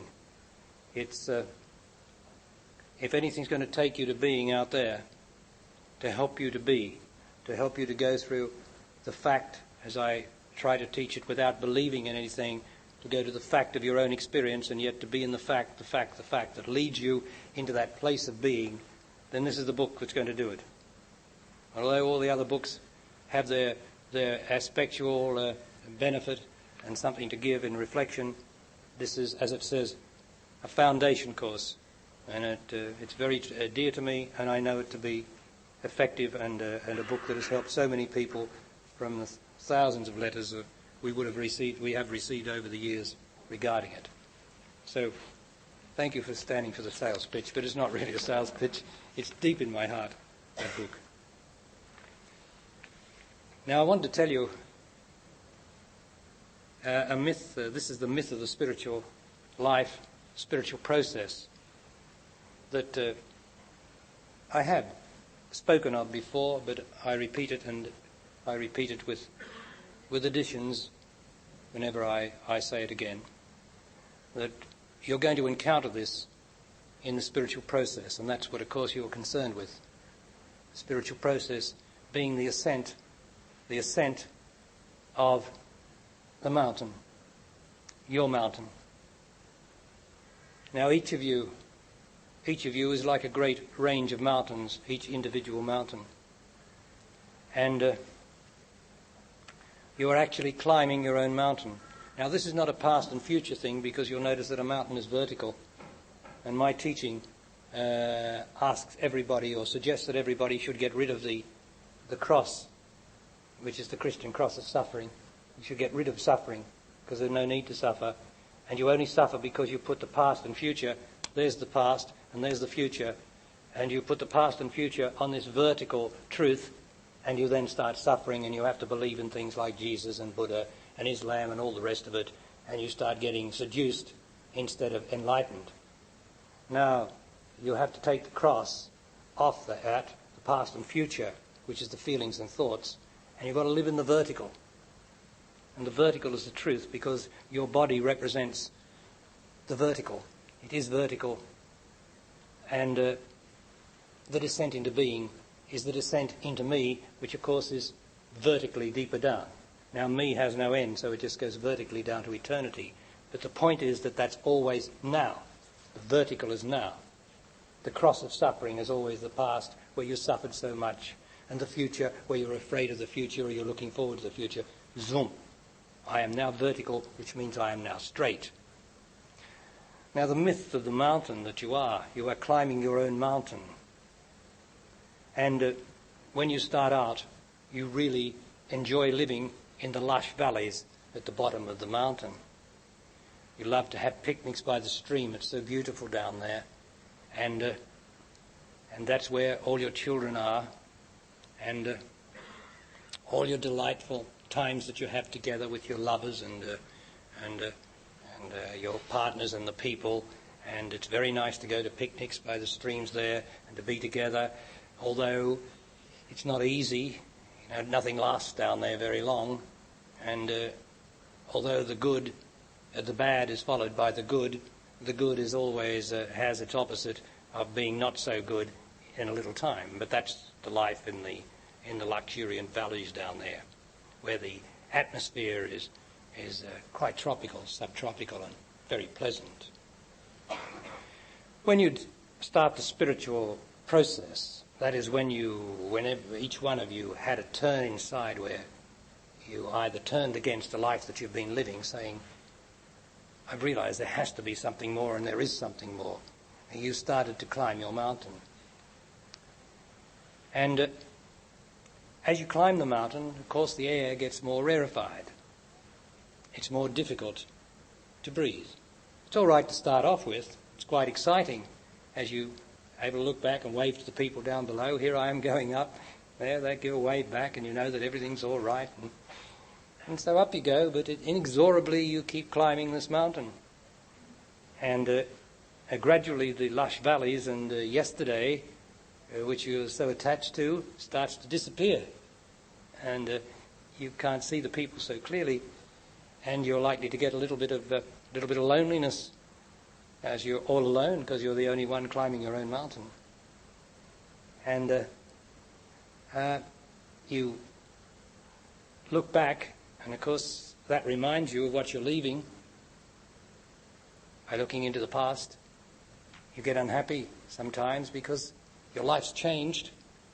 The people that you loved, some of them have left, and you seem to be all alone, and many of your friends have left you, and you look back to the days like, what's happening to me? My life is changing, and yet I still must climb this mountain. And at the same time, the air is getting more rarefied. And sometimes you say, well, I can't go on. I just can't do this. Doesn't anybody really realize that there's some things that some people can't do? That this is too much to be asking of myself to do. So I think I'd like to get off the mountain and run back. But somehow or other, you can't do it because everybody can climb their mountain. There's no excuse except the feelings and the mind says, I can't do it. And on the mountain there's no such word as can't. I must do it. And so you keep climbing. And eventually you start to learn that, my God, I can't look back to yesterday. I can't think about what it's like down there having a picnic, although how I'd love to have a little picnic by the stream and hear some other voices and feel some love. Sentimental love, that is. Human love. Because as you go up the mountain, it seems so much colder. And although you can see clearer, everything's much clearer, you're above the pollution, it seems so cold. And if someone were to say, or an intimation were to come, but this is love. You know, I might speak from within you, this is love. You are climbing the mountain of love. You're likely to say, well, what sort of love's this? It's very cold and I'm all alone. And there's no one with me and it's so alone. And I say, it's love. It's love. And then you say, yes. I say, do you want to go back really? Do you want to really go back? And you say, no. I'm mad, but no. I don't want to go back. I want to go back more than anything in the world, but I can't because I don't want to. I've got to keep climbing. So you keep climbing, and you know, like Lot's wife. Remember Lot's wife when Sodom or Gomorrah was being destroyed. I think it was Abraham and Lot, his brother. They were advised to get out before it happened, and they were warned never to look back. But Lot's wife, being curious, when it happened, she heard it happening, looked back and was turned to stone. In other words, if you look back, you turn to stone and you can't climb anymore. It's only brief, but it shows you that it'll turn you to stone if you look back, and you won't have that resilience, that flexibility, that non-existence that allows you to climb up the mountain. You'll just be stuck. So you mustn't look back. Mustn't think. Mustn't look for sentimental love anymore, because you're leaving the sentimental human love that is basically selfish because it always wants something for itself, something in return for its love. So you're climbing the mountain. It gets colder, but it gets clearer. And you can see so much further. You can see the horizon. And you actually forget about the temptations of looking back down the bottom of the mountain. And you see that you can look almost forever as you go up here. You see right out to sunset is so much. You're the last one to see the sunset. Where in the valley they don't see much of the sun at all, really. They only think they do. Because up here you see it. God, it's so clear and wonderful. And so you get used to really looking out and seeing the splendor above the pollution and the wonder and glory of this wonderful, glorious ascent of this natural pinnacle. And then as you get up further and further, you notice something. There's somebody else on the other mountain over there. You give a wave, and they wave back. And you say, well, that's strange. I'm alone. I'm absolutely alone here, but I'm communicating. And it's amazing. I'm not saying a word, but I'm communicating to that being that's on that other mountain. And they're climbing their mountain too. And you see, this is what happens in your life. As you leave your friends behind, the friends that still want to stay in the valley, having picnics and being happy today and unhappy tomorrow, and being truly human, true to their feelings and their thought processes. When you leave those friends and you start to think that there's nobody going to come again, what are you going to do? You start to discover new friends come to you. People of truth. People doing the same thing as you are. People changing the consciousness of life on earth by having the courage to be able to keep climbing and not looking back. To get rid of the future. You're not looking forward to anything as you climb. You're looking out, you're seeing where you are. And that's good enough, because you don't have to look forward like on the cross, the Christian cross of suffering, and down there, which is the world down there. And then when you get up far enough and you see these other beings on the other mountains doing the same, there's a delight in you, because the communication is instantaneous. It doesn't need words. It's just beautiful. It's just beautiful where you are in the nature of your own being and the nature of seeing the other beings in the same place. There's a consciousness, an exchange of consciousness, of communication that's beyond expression, but not beyond being. And then another thing can happen. You can go back, having gone up to a certain point on the mountain, being able to breathe that rarefied air. You can go back down the mountain, and you can go for a time and be with the people in their picnics and their cities and all the places where they live their happy today, unhappy lives, and join with them and speak with them and perhaps speak your truth to them. But you won't be able to stay there long, because the air is not there. You can't breathe it now too well. So you retreat into being, but you won't leave the people. You'll retreat into being, which is your mountain, and you will keep going up. But the point is that once you've gone up the mountain, you can come down into existence. You can do what you have to do there without losing your being. Whereas the people in the valley, when they start to go up the mountain, they can't breathe the air.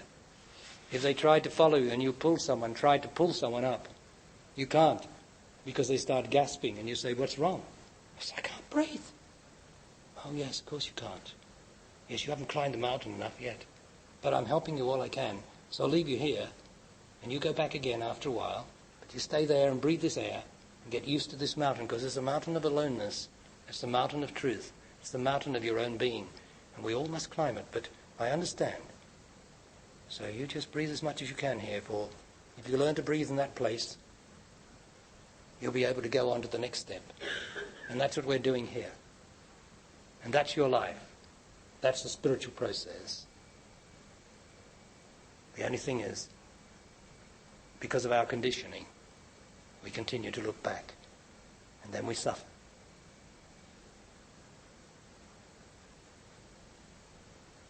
So just be. Now take this beautiful day. Do you need any thoughts? Do you really need any thoughts? Isn't your body enough for you? Isn't your body the thought, the seeing, the feeling, the tasting, the being? Isn't it enough? Now when you go out, when you get out and had your cup of tea, did you really need to think? You talked, of course. You can talk without thinking. As a matter of fact, if you're thinking while you're talking, we're not going to get any truth out of you at all. You just express, don't you? You speak. And there's an interchange, communication by voice. You didn't have to think. So I trust you enjoyed your afternoon tea, because all you did was taste it. All you did was feel the warmth of it. It's all sensory. No thought in it. It's not a feeling, you know. The hot tea going down is not a feeling. That's a sensation. Sensation. It's a sense. Sensation. Feeling would be to say, I don't like that. Ah, that's an interpretation. Now you didn't have to say you didn't like it, did you? That was you expressing yourself, your feelings. You could have put it down and not drunk it, couldn't you? But we teach our children, don't we, to say, I don't like that. Oh, I hate that. Oh, I love that, Mum. Don't we? And that's an interpretation of the feelings, interpreting existence or the senses. And then you get attached to that, and you need this coarse feeling of I like or I don't like, I love or I hate, when there's only the action. Why do you need to interpret? Why? Your senses are the prime mover. They're the original means of existence. The senses are the means of existence. You can't make love in your mind. You can, but then it will be masturbation or sex. Sex is always the avoidance of the sensation or beauty of love. And so you get something for yourself with sex. So you're always aiming towards getting something, which means a futuristic way of making love. Whereas making love is the sensation of the beauty of it, the moment-to-moment beauty of being with the opposite pole and enjoying every moment of it. That's sensory. But if you have a feeling, you will interpret what's happening according to your past emotions, your past feelings. And so the fact that your father ill-treated you sexually or something or other, that emotion comes up over the sensation like a cloud, and you get the old feeling. You're interpreting what's happening according to the past, and you get a coarse feeling of dislike or repulsion.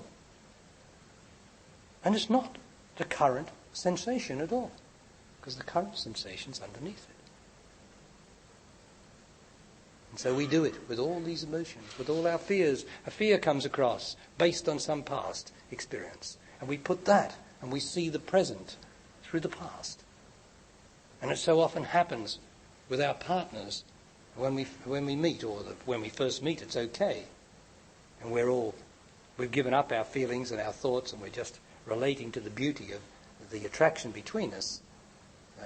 But when that's gone, when that starts and the feelings start to come up again, our attachment to thoughts and feelings, we then start to lose the feeling of love, and we start to enjoy the feeling of ourself, which is our unhappiness, and that comes between us. And so then we put our unhappiness on the partner and start asking all sorts of stupid questions, because we're asking from the past and we can't see them, because we're seeing our own past unhappiness, and we see them through that, and so we can't see them. So you see, it's all done sensationally. You had your tea sensationally. You walk, it's lovely to walk. It's a sensational thing to walk. It's not a feeling. So the interpretation of sensation is feelings, and feelings are always negative, and I like or I don't like, or I'm bored, which means I'm so dependent on my feelings that I've lost the sensation of life, then I get bored. Because I don't have a body. When you don't have a body, you've lost touch with your body. You get bored. What am I going to do? Best to turn on the telly. Have a look at that. But then sometimes that doesn't work. Because all you're craving for is to get back in my senses, the purity of just being a child again. You know, they say that you've got to become as a little child again. That's what it means. You've got to give up your feelings. Children, until they're corrupted by us, are in their sensations. You know, they don't hold on to things, and they're just sensation, enjoying the moment. And why shouldn't we be little children? With the great experience that we have. You never lose your experience, you know. As you go up the mountain, you're always going to have your wonderful experience of life, your own experience. I mean, you're mature men and women. You've loved and you've cried, you've tried and you've failed, and all that has matured you. And that's something that you don't lose. That's why you don't have to believe in any teachers. You don't have to believe in the 10 Commandments. I mean, what do you need the 10 Commandments for? For God's sake, it's an immature society that needed the 10 Commandments and that still needs them. They can't be lived anyway, so they make everybody unhappy that can't live them. You don't need the 10 Commandments. You're mature enough to know what hurts and what doesn't hurt. Haven't you suffered enough yet? Haven't you? Do you need somebody to tell you not to kill? And can you not kill? If you have to kill, can you not kill? You will have to kill if you have to kill. But you don't want to kill. But you've got to start by not killing your partner. That's how you start not killing. And that's what the Christian religions and all the rest don't say. Love your neighbour as yourself. No. Don't love anything as yourself for God's sake, because yourself is very, very unhappy. And you'll make everybody unhappy if you love them as you love yourself. Why don't you just love?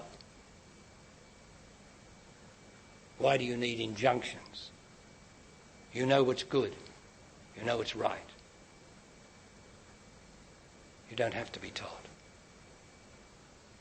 That's what it is to be mature. And to not complain when you fail. And to not complain when you've got to pay the price. For if you do what is not right, we all have to pay a price. And sometimes even by doing what we thought was right. There's a price to be paid. But that's all right. That's life. Everybody's paying back. Every single person in this room, including me, is paying back. Paying back what? Paying back on behalf of the human race and all its cruelties and its lack of love. Its exploitation of woman and man, of slavery. Its dreadful unkindness to the planet, to the animals. Its dreadful unkindness one to the other. Our killing of each other through emotional argument, exploitation. We're all paying back. We're all part of one great body called the body of humanity. We're not individuals. We're separate cells, all united in the one body. And each of us on behalf of what we have been, the ignorance that we have been, the ignorance that these cells have been, each of us has to take a load in being born to get it more right,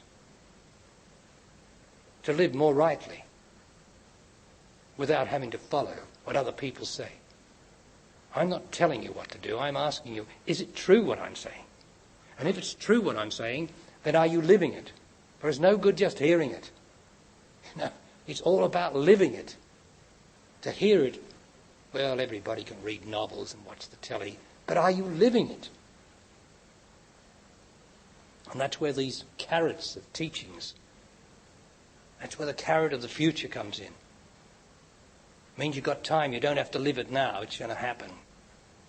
That you're going to have a next life or something. There's no other life. There's this life. This is where it's done. Here now. And there's no tomorrow. It's here now. Am I doing it now? That's what it is to be sensational. That's what it is to be creative. That's what it is to be courageous, valiant. Am I doing it now? Well, you are doing it now, aren't you? Isn't it good to be here? You're with me.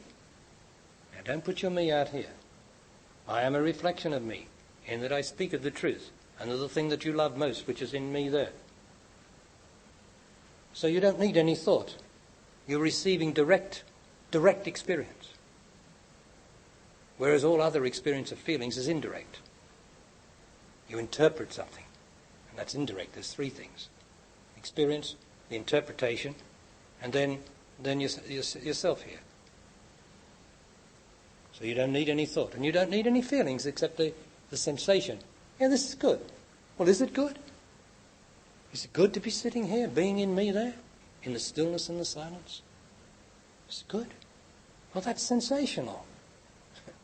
You know, you're in the mountain, you're all alone, but it's all right. I'm all alone. I'm not lonely though. I'm just all alone. Different. Loneliness is an interpretation of aloneness, isn't it? A feeling is an interpretation of the fact. So you get lonely because you're not prepared to be alone.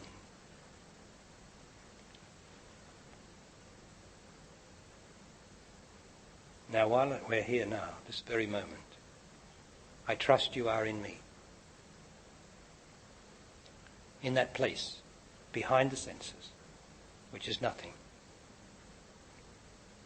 But it's me. Isn't that extraordinary? It's the most intimate thing. You speak of me, and that's me. It's not yourself. You see, it's got no opposite. Your feelings always have an opposite. You have a good feeling and you have a bad feeling. But in me, there's no opposite. It's all right. It doesn't have any opposite. It's either beautiful, peaceful, sweet, right, good. It doesn't have an opposite. Only when you go into your feelings do you have opposites. Peace, disturbance, rest, restlessness, love, heartbreak. None of that in me. That only happens in feelings.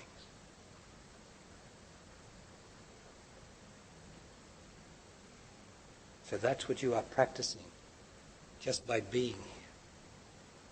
This is all I can give you.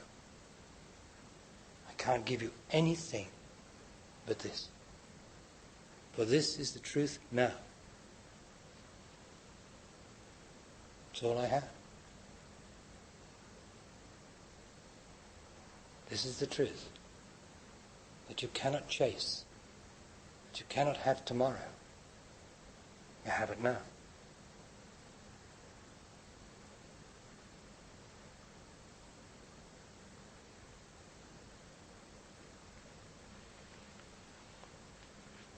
So you see, you don't even have to necessarily close your eyes, and it doesn't matter if you do, to actually be in me, to actually be in this state of being.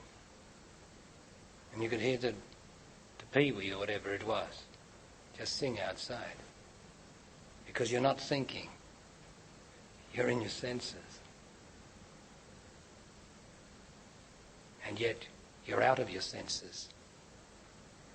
Because you're in me, which is out of existence.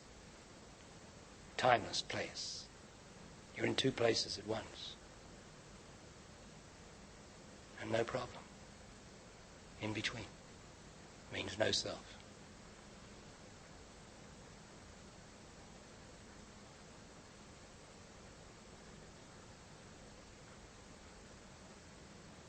Now don't doubt it. Doubt is the subversive thing that undermines it. Don't doubt. Don't think. Don't question it. It's just as it is. It's just as it is now. And the more you do this while we are together here, having the privilege of the world of activity being held back for us, the more you can do that here. When you go into activity, you'll be able to pause in the midst of activity when you're not doing anything. And instead of thinking, when you stop your work, or in between your work you stop and think aimlessly or talk aimlessly, you'll be able to go straight into this place, with your eyes open if necessary, on the train, on the bus, even in the car.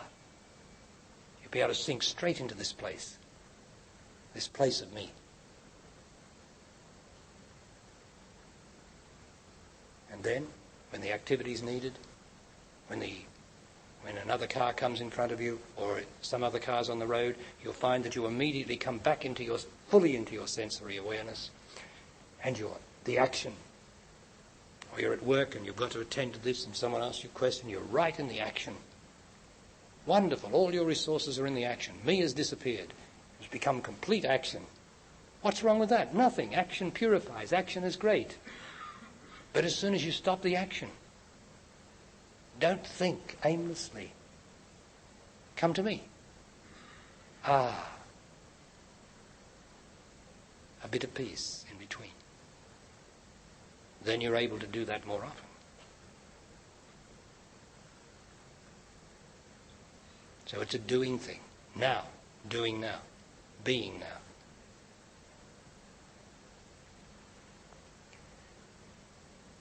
Now, would anybody like to tell me some good news?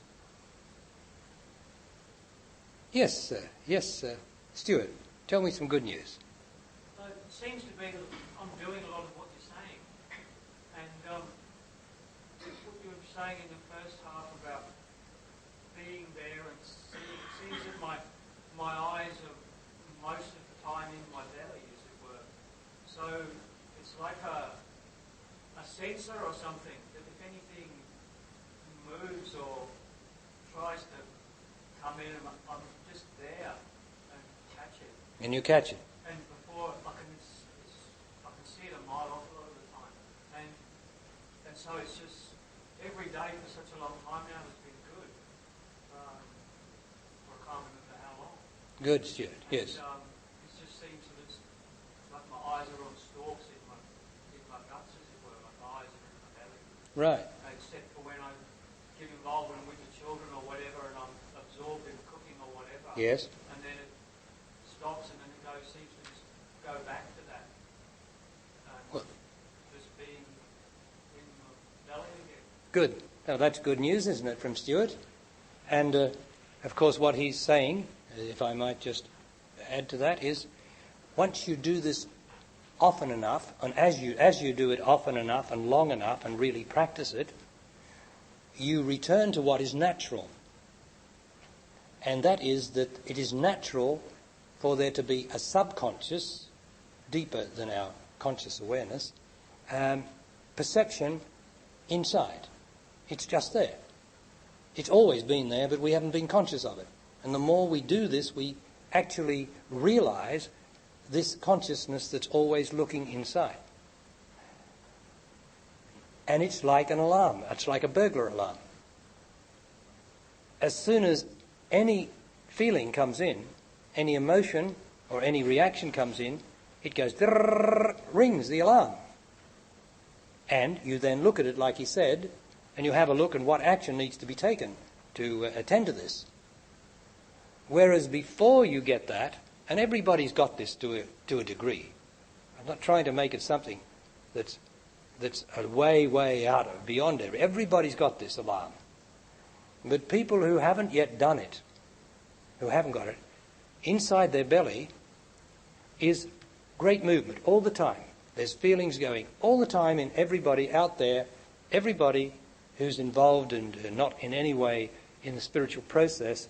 They have a movement inside their body of feeling all the time. This feeling, that's good, that's not good, oh, that's a bit poor, oh, yeah. It's not conscious, it's subconscious. Every movement like this, it's like a washing machine going all the time. Now eventually, this happens right from childhood. We pick this up from our parents and everybody. The washing machine's going all the time. So, if anybody were to turn off the washing machine, and it goes quiet or still, you're really disappointed. I mean, what's happening to me? What's happening? I don't exist. I don't exist. This is awful. This is awful. Give me some feeling. Give me some pain. So I'm going to have an argument with you. I'll be pushed to have an argument with you because I want some pain. For God's sake, to turn this machine on again. So we have a nice argument, and I have a nice emotional feeling, and then I got a conversation going on in my stomach again, the washing machine's going, and whew, that's better. Oh gosh, now things are normal again. Yeah, now I can go for a holiday and look for a bit of peace or something, as long as the washing machine's going. Well, the idea is to get rid of the washing machine, our dependence on the washing machine movement as a way of being alive. And the spiritual process is to stop it by knowing what you're doing. And when you do start to stop it, the washing machine itself, which is the self, gets very, very tense and wondering what's going on. I don't have the same feelings as I used to have. You know, I was really in charge of my life once, and I was so much happier, and now I feel so unhappy. I'm so untogether, and that's because the pain is starting to stop, the emotions, the feelings. And of course, the process is to gradually stop more and more and more. And sometimes the machine just stops, and people say, I'm going mad. I'm actually going mad. I've been walking around for 3 days, and I'm mad. I don't exist. You know, the closest I got to it when I took a drug, and that was the closest I got to it. But this is like that, but I haven't taken a drug, you know, I haven't got it. I don't know what's happening to me. Well, it's only that your selfishness is starting to stop running your life, making you dependent on the to and fro of your likes and dislikes, the feelings, until eventually there's nothing happening at all. Nothing. And the house is empty. And all that's there is the burglar alarm, silent, still. It never goes off. There's no intruders. No emotions possessing this body anymore. No feelings. Because I've got rid of myself, which are my feelings. My need, my addiction to feel excitement and unhappiness. That's what goes. It's all right now, isn't it? It's all right now. So you don't need anything now. Gosh, have you noticed how the world is getting worse in this sense? You can't go into a department store anywhere in the world unless they're playing music. You can't go to the dentist unless they're playing music. You can't go anywhere unless the singers are wailing or the music's going on and on. Have you noticed that? Wherever you go, it never stops. Yeah, absolutely. On the telephone when you wait, isn't it awful? They play either music or they've got little ding-ding-dings going. It's awful. It doesn't matter where you go. The world is endeavouring to make you continue to be unhappy by exciting your feelings and getting your likes and dislikes, keeping the washing machine going. And then you go to spiritual things and they want to quote mantras. They want the mantra, you know, the old psychic mantra, the psychic sex, like pop songs are all sexual, you know, because they've got the beat, the psychic beat, the tribal beat. And they wail. Have you heard the singers wailing? It's the only word I've got for it. They actually wail. They never stop wailing. They're wailing about a broken heart. They're wailing about, baby, how I miss you. Baby, if only you'd come back to me. Or they're wailing about, I don't give a stuff about anybody. I don't give a stuff about you. And we get a good beat with that one. Boom, boom, boom, boom. It's like, isn't it? That's the songs of the pop songs. I don't give a stuff. Of course, that's the unhappiness to tune. And that excites the young people who are really they're so unhappy from how their parents haven't loved them or the society doesn't love them, that there's one way out is to harness all your unhappiness and get it into this nice beat of I don't give a stuff about anybody or anything and I just want to fuck you, baby, and that's the way it is. You know, they're always wailing or thumping or doing something. What sort of a society is it? Does anyone ever sing of real love? A real love song? Like the Bhagavati? My song of the Bhagavati? God Almighty, does anybody sing a song of real love? Like my songs? My songs, you know, they're not great songs for God's sake. But they are songs from love, from life, from reality inside. They're songs about love and God and rightness, about you and me. They're songs of that. Oh, the place of the sinking heart is the place of the thinking heart. And if you think, then you must drink at the place of the sinking heart. Your thoughts are but spawn of the past, caught on memories treacherous past. And if you think, then you must drink at the place of the sinking heart. Well, has that got any reality? Well, that's what I've been talking about. And that was written 30 years ago. A song of meaning that pulls you out of the sentiment, the unhappy life, if you will only listen to the words if they're meaningful.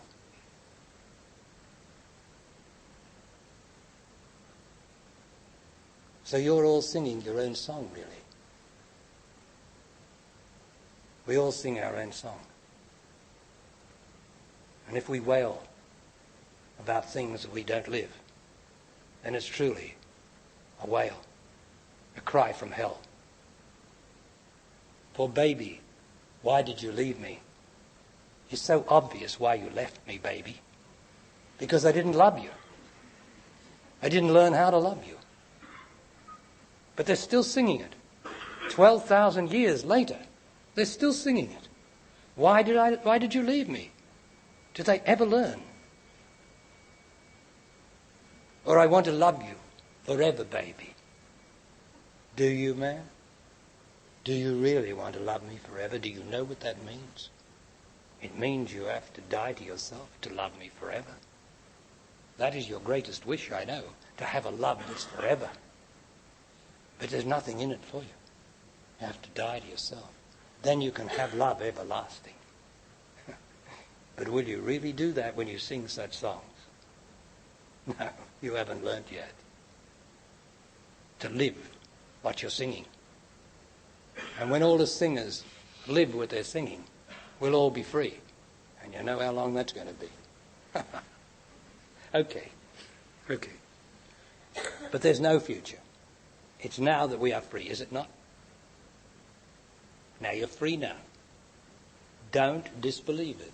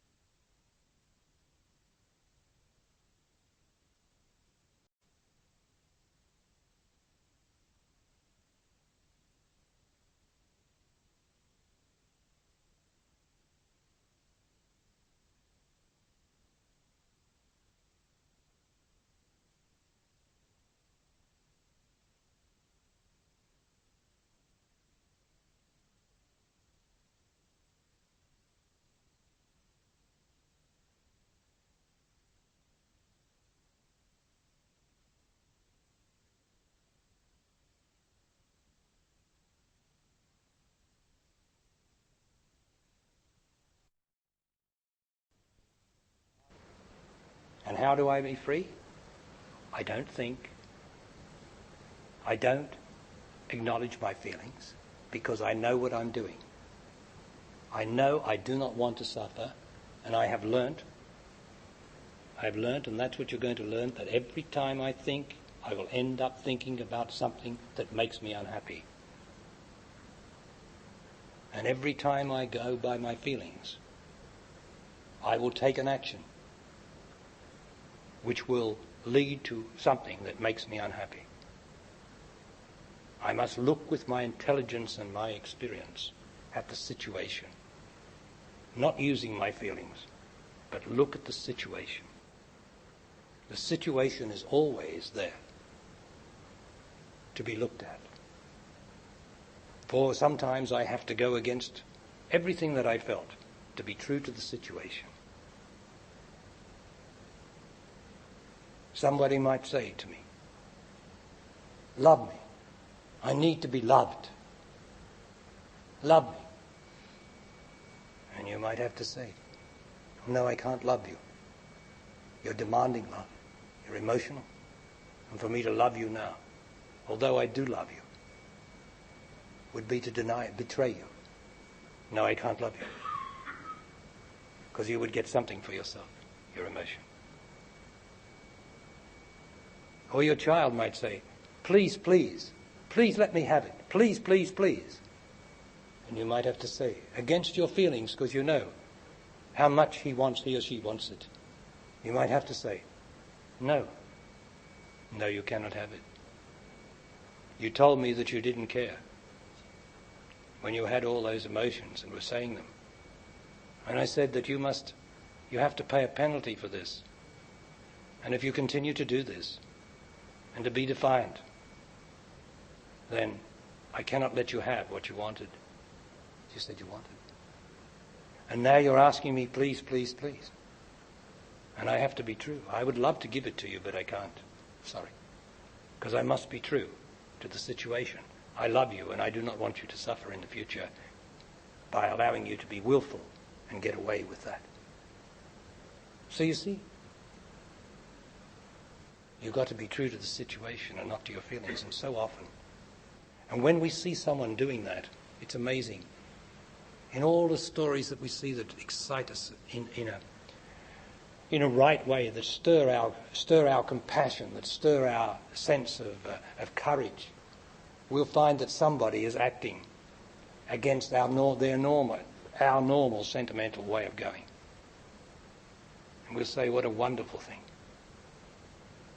Because that's courage. That's valor. Isn't it? So don't be surprised as you climb the mountain how often you have to go against your feelings to be true to the situation. So let us go into me again. Just straight in. I'm there. Of course I was there with my eyes open while he was speaking. It's wonderful, I'm there. Immediately.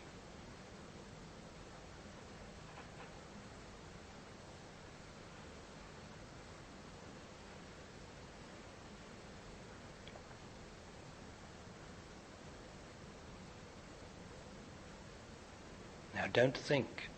You mustn't think about anything that I've said. All you have to do is be. The knowledge of what I have said is already in you. Your body is a magnificent battery. It receives the truth like a dry sponge. It goes in at another level. It receives the truth that I am speaking. All you've got to do, is be. You don't have to think about anything that's said. It's not the words that's important. It's the impartation of what to do, the knowledge of being now. I do not need to think. I do not need to feel. And yet, this place inside of me, it's so restful. It's such peace. And yet it's not a feeling. I could think it was a feeling, but it's not. It's just natural.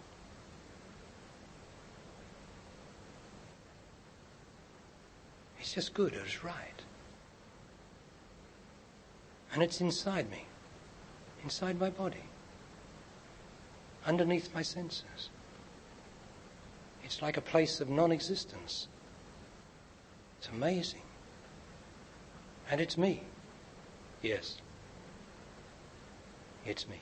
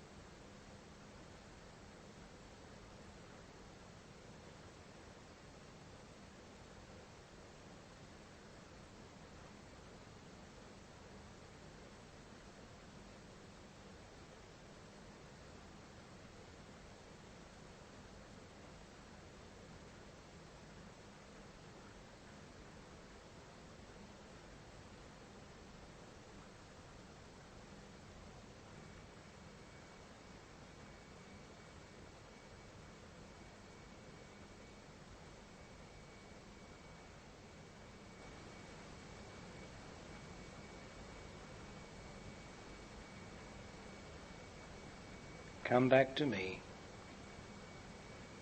Don't think. Just stay with me.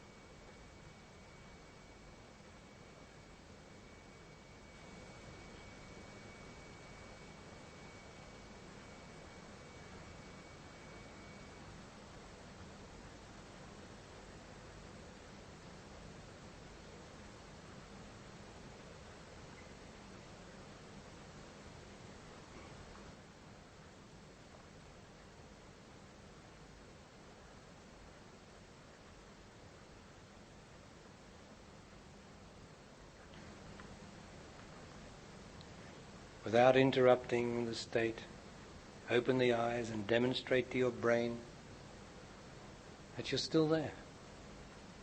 You're in two places at once, because there's no feeling in between, no self in between.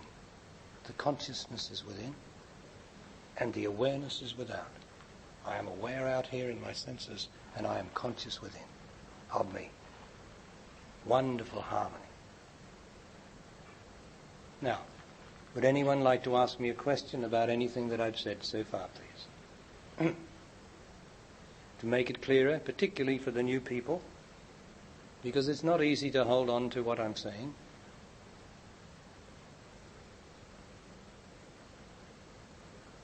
Yes, Linda?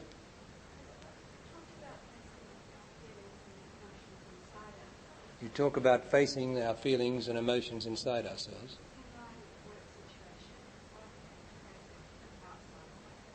In my work situation, I have to face these feelings and emotions outside myself. In young children. Who can't and aren't responsible, yes.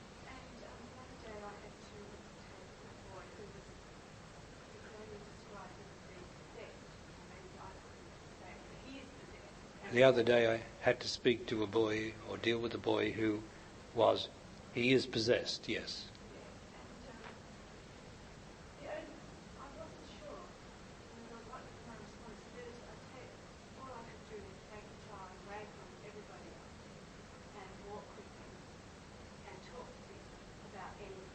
All I could do was take the child away from the others and talk to him about anything. Things that were happening around him, and bring him into his senses as much as possible.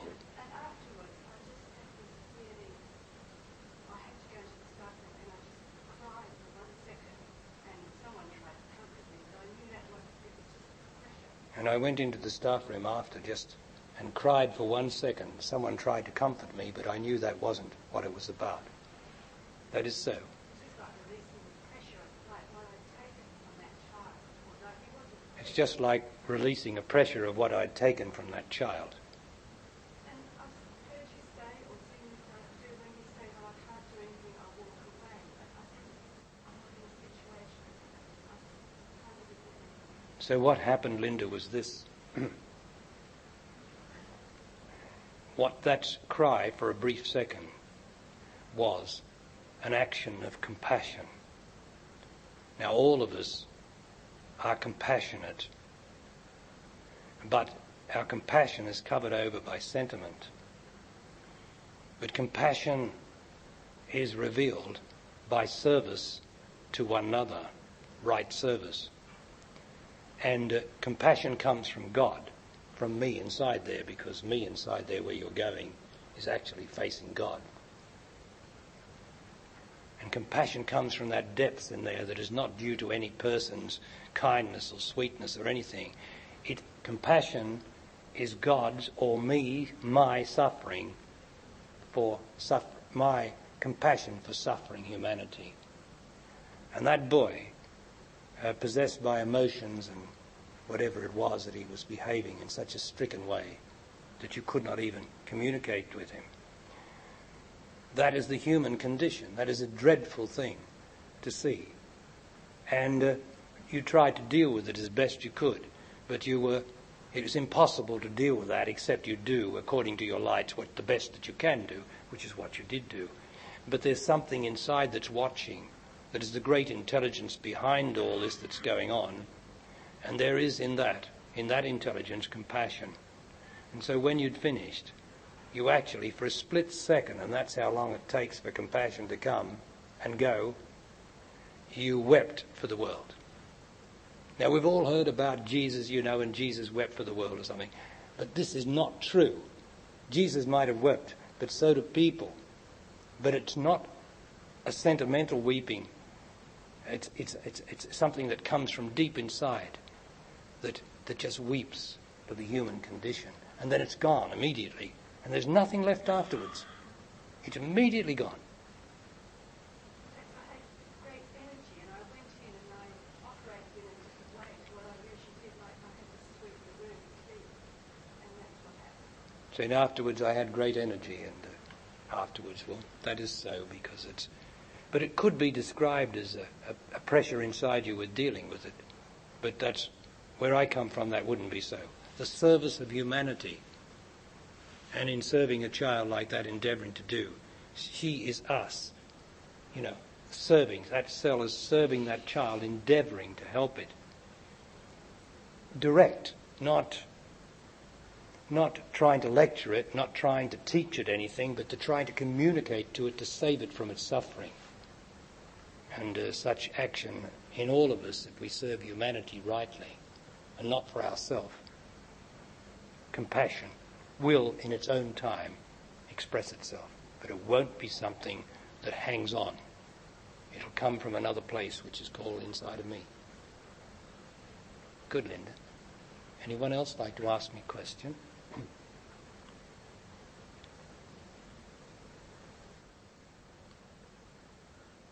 You can't develop compassion like the Eastern teachings try to teach us or say it's possible. Compassion is natural.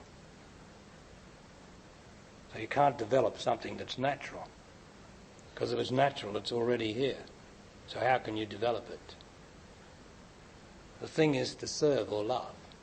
And that reveals compassion. Service. Service to mankind. Love of mankind. Not sentimental love that just serves my children or my mum or my dad or who I please or who I choose to serve. But the service and love.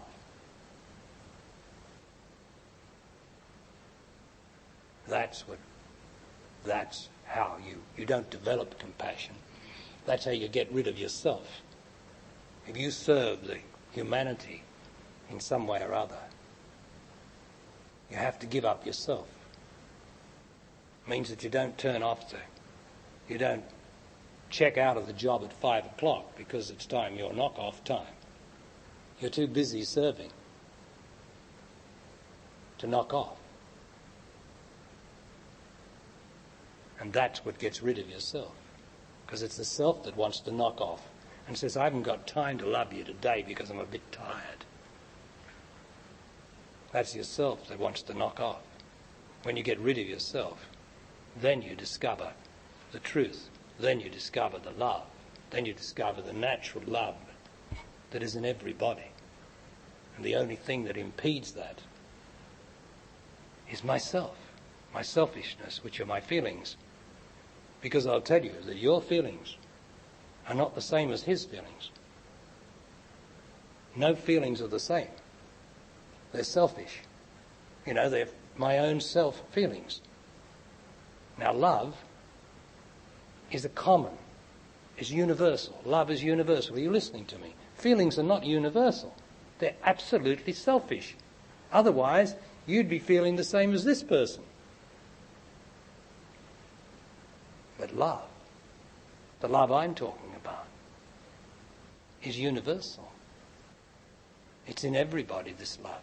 This is the mountain, you know, when you're up there in this very rarefied air of love. That's in everybody. And that's the love that serves. And it doesn't serve myself. It serves the situation. That's love that's very cold to emotional love. Emotional love says to love, you're so cold. You don't care. You're so unkind. Yeah, because that's self wanting some warmth, wanting some sentiment, wanting some more of its old self to suffer some more again. And love says, no, I will not give you what you want, because I do not want you to suffer. And I will die for it. I still will not give you what you want, even if you kill me. That's universal love, you see. That's called cosmic love. And that's what has to happen. On this planet, if there's any evolution, and evolution is a good idea, and it's a good idea. It's not the truth, but it's a good idea, and one that we can demonstrate any time external to ourselves. The point of the evolution of life on Earth is for each of us to become cosmic enough as cells in the great body of mankind to enter the place of cosmic or universal love, the love I'm talking of, to get rid of sentimental love which ruins this earth, which makes everybody unhappy. And so that's what your spiritual process is. You are actually getting rid of yourself and your selfishness so that you can be with me. And me is this universal love, this universal intelligence, this universal truth. And that's what draws you on. And that's why you can't give up the process. No matter what you try to do, you must have this love. No matter how long it takes, you must have it. For it's me, your own being. Anybody got a question?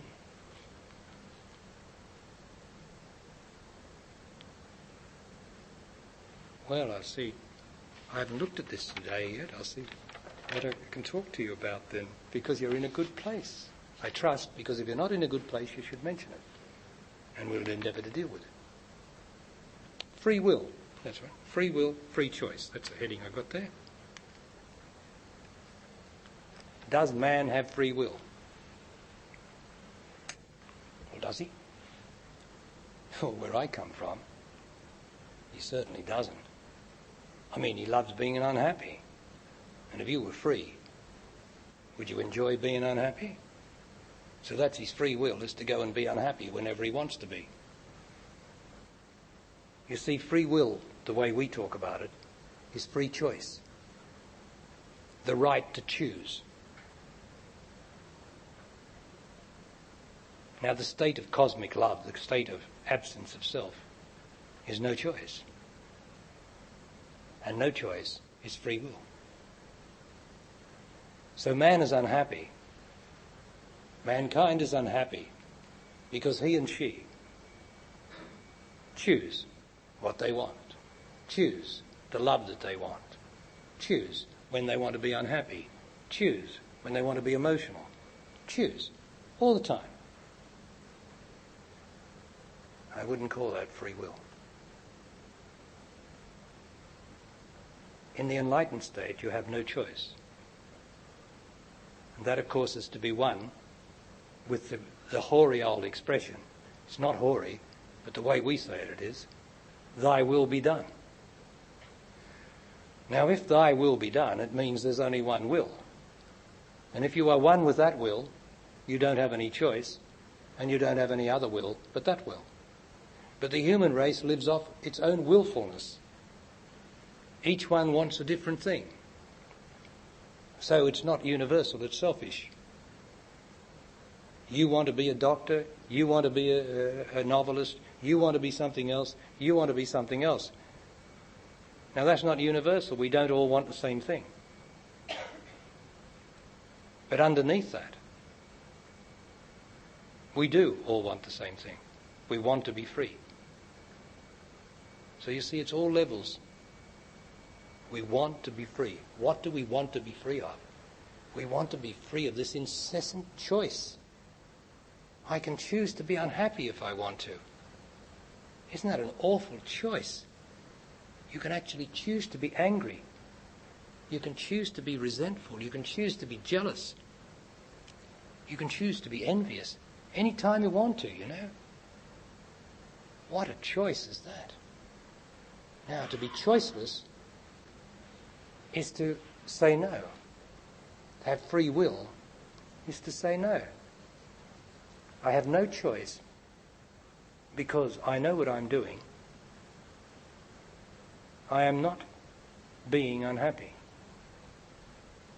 That's my will. And I know what makes me unhappy is if I have a choice to be unhappy, and I don't have that choice anymore. And I don't have that any choice anymore because I know what makes me unhappy. I have learnt that if I think, it will make me unhappy because I can only think about unhappiness. Oh, I think I can think about the good times, but it won't be long before I think about the bad times. So all thought will make me unhappy. I have learnt that. So therefore, am I going to be fool enough to choose to be unhappy? Oh, I don't want that choice, thanks. So I'm not going to choose. And feelings? Don't believe them. You feel that somebody's doing something? Don't you believe it. You feel that something happening? Don't you believe it. There are indeed psychic intimations of things that may happen in the future. Okay, that's how it is. And they can appear as feelings, but they're not really feelings.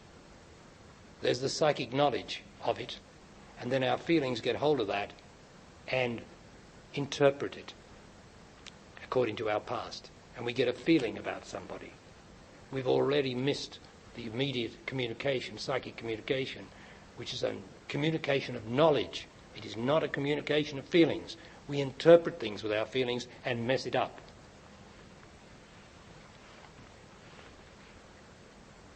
So free will is the will to be one with the divine will, and I can tell you that the divine will is that each of us be free of choice and unhappiness, because if you choose, you will start choosing to be unhappy. You'll be unhappy about your choice. Because anything that you are unhappy about today, you once chose. You want to get rid of. Whatever you choose, you want to get rid of. Sooner or later. Because it'll turn to unhappiness. So when you start to give up this choice and accept your life as it is, that's the first thing. You are given your life. The circumstances of your life are absolutely right for you and absolutely right for me. It is only our selfishness, our need to choose, that makes us run from the circumstances of our life and try to find another life before we've dealt with this one, these circumstances. And when you are faced with circumstances, which is your life now, if your life, individual life, precisely as it is now, you do one of two things, let's say.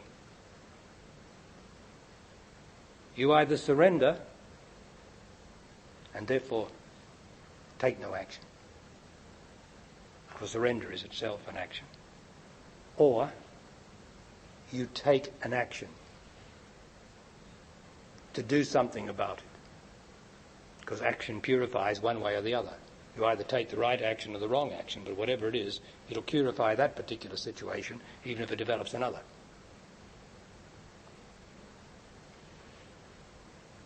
So that's what you do. Now, are you trying to run from your situation, or are you facing it? Are you using it to get rid of yourself, which wants to run, instead of being honest and facing it? And to be honest requires that the others involved in the situation have to be honest too, unless you surrender. If you surrender, there's no problem. But if you're living with someone who's not honest with you, not living honestly, not living to why you are together, to either get rid of yourselves together by knowing what you're doing, by right love. But if one of you is not being honest, then why don't you take the action? Quit if they won't be honest.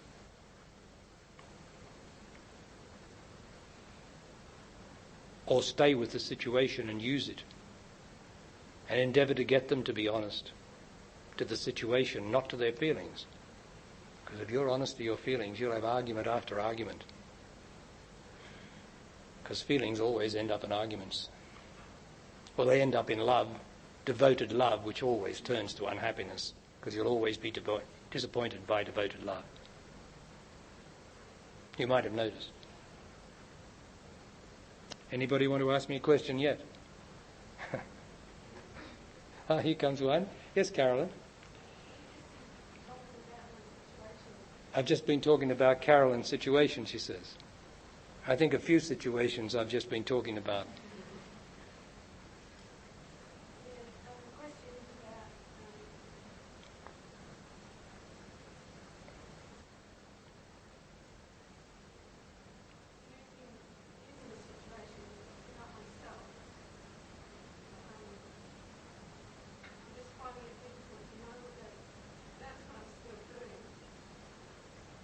Then you continue. The situation, I'm using the situation to give up myself, and that's what I am doing. And I suggest that you continue to do that. Knowing the woman that you are and the man that you're with, I suggest that you continue to do that. Make no decisions and wait, being true to the situation. Then, one day, if it is not right, you will know, or you will take the action, an action to do something about it, perhaps to leave. Or your man will suddenly take an action or do something, or change, or you'll change. Don't do anything. Be true to the situation, and know that intelligence will act as long as you face the situation. Getting rid of the unhappiness, chucking out the need to be unhappy, exasperated, chucking it all out, one after the other, all the feelings, all the doubts about what you should do or shouldn't do. You are doing it, so therefore it's being done. So therefore it is the divine will. If you use this, and because there is integrity in the divine intelligence, at the right time the action will be taken for you. Something will happen by circumstance. Right? But that means that you can't grab the steering wheel, doesn't it? The last minute.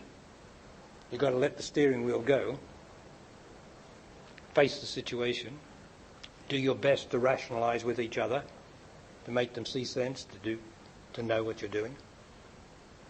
Keep surrendering, in this particular case that Carolyn's saying, and then wait and trust on the intelligence, which I tell you will always move and solve the situation. Only we've got used to solving it ourselves. And then we choose to do something, and we make the wrong choice usually. And although we do something, it still brings about that situation has got to recur to us until we're free of it. In a different person, different situation, the past repeats itself that we have not faced or that we've run from.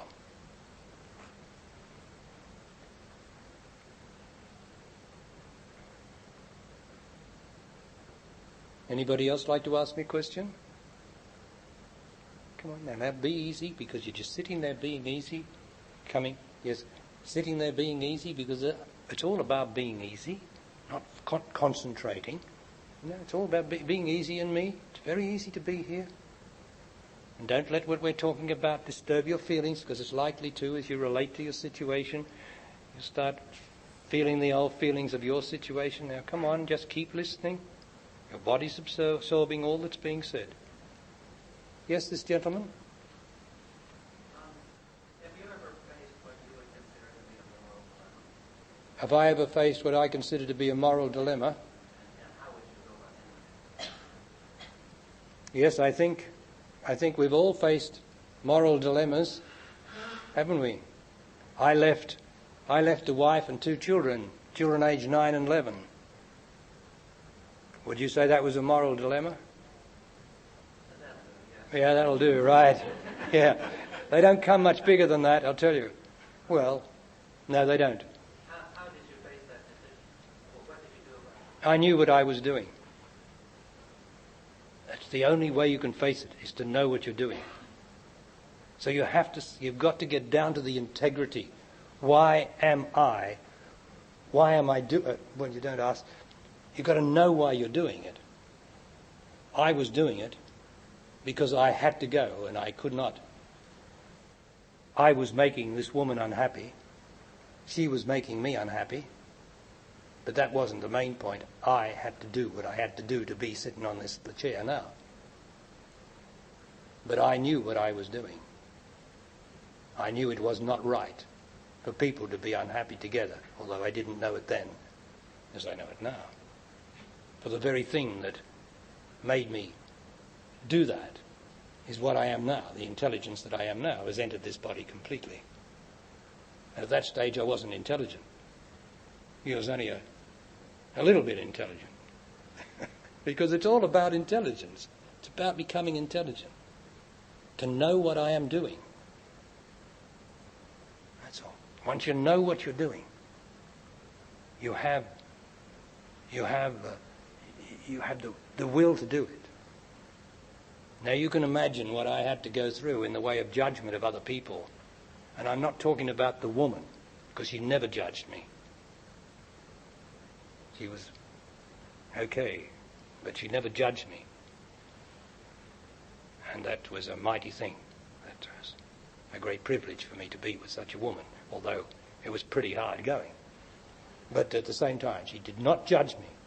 And that's the difference between being emotional and being very disturbed. To not judge another is an extraordinary state of consciousness.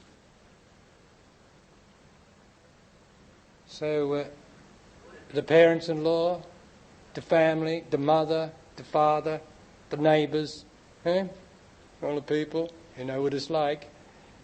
If you're going to face God, you've got to do some things that are go against every feeling and the whole of everything that will judge you. But only if you know it's right. Otherwise, you'll run. If you don't know what you're doing, it's likely to be a run from your own pain. And you'll run from the situation and run into it over there. Yes, go ahead, please. Would it be possible for someone to make a mistake by feeling that he was right and yet subsequently not? Would it be possible for someone to feel he was right and make a mistake and find subsequently that he wasn't right? Indeed. Oh, yes. Oh, yes, he could feel that. Using my other analogy, although I know what you're speaking, he shouldn't feel it, he should know it, shouldn't he? Yeah, that's right. But, yes, of course he could make a mistake. But the funny thing about this life is that there are no mistakes. I mean, what are you going to measure it against? your own perception of what should have been or should not have been. And that's a measure against your own perception of what's right and wrong. There are no mistakes in existence. None. All are controlled by, everything's controlled by a great intelligence. And so, if I had left my wife and children because I was running from my own pain, therefore didn't know what I was doing, although if I thought I knew what I was doing, then I would go over there and something else would happen. My life would go on, wouldn't it? Life goes on.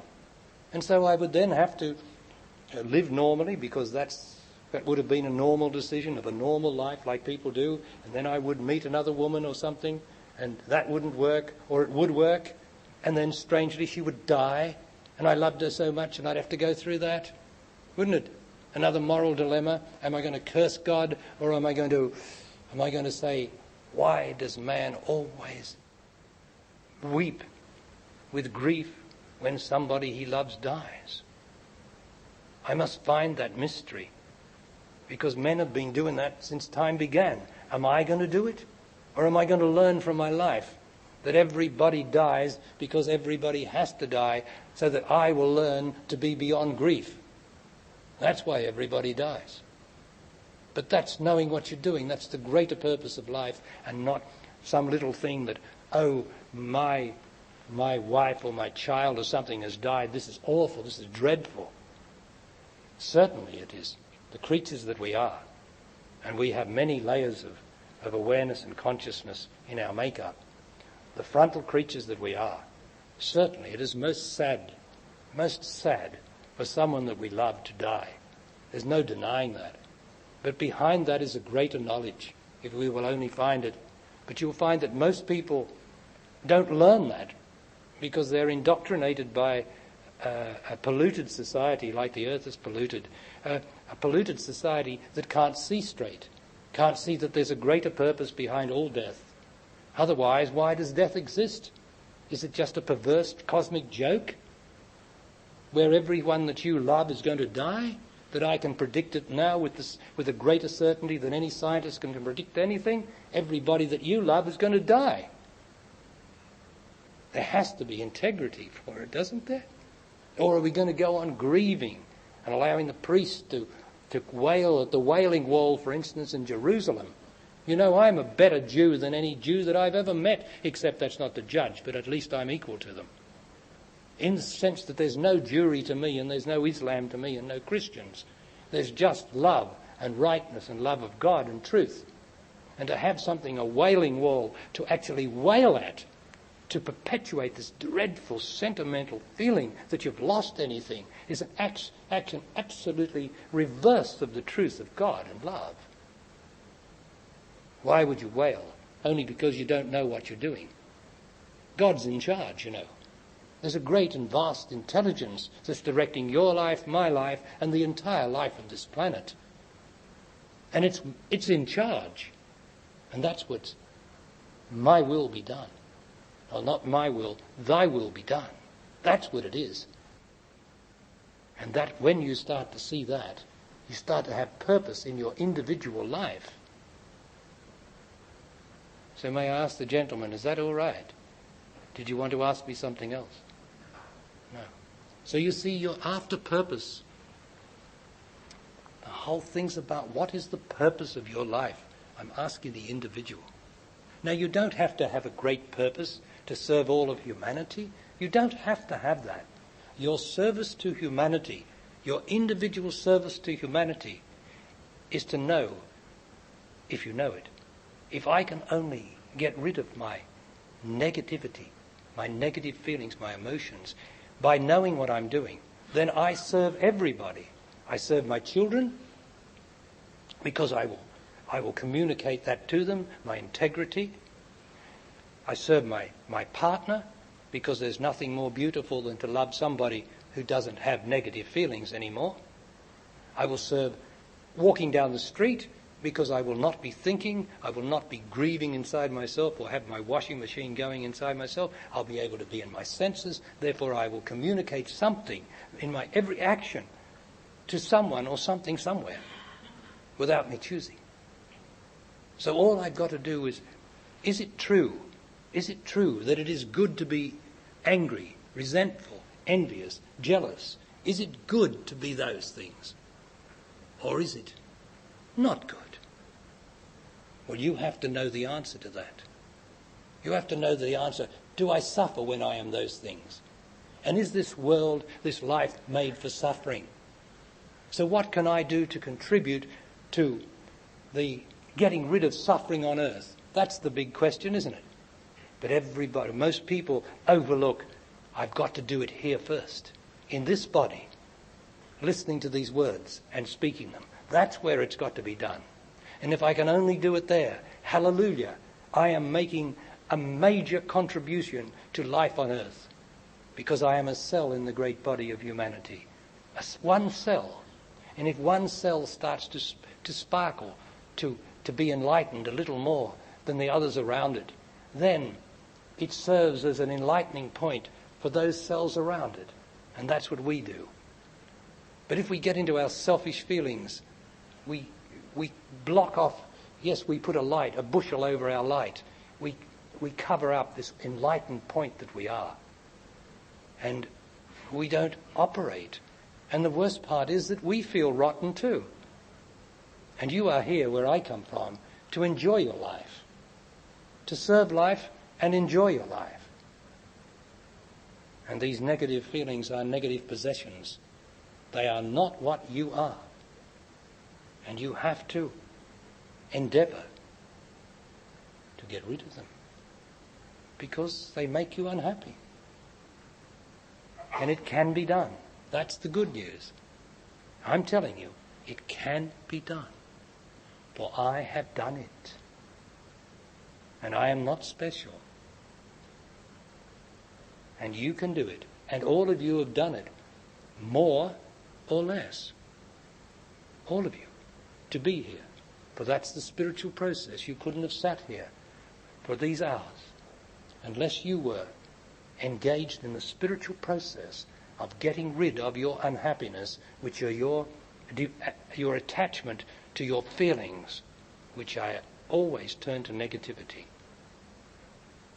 So this day I trust you have learned to look more closely, to look, not to think, to look more closely. Is this true? That when I think, I will soon be thinking unhappy thoughts, and I will soon be feeling unhappy feelings. Whereas if I can only stay in my senses, I can then live a sensational life. And what do you think that word means? A sensational life. It's got connotations of goodness, hasn't it?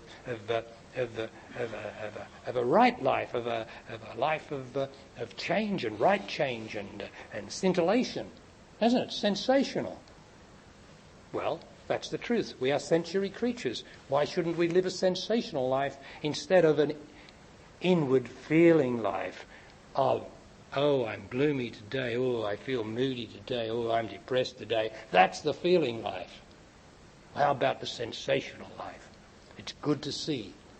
It's good to make love when you make love and not make sex. It's good, or it's right. It's communication. It's sensational.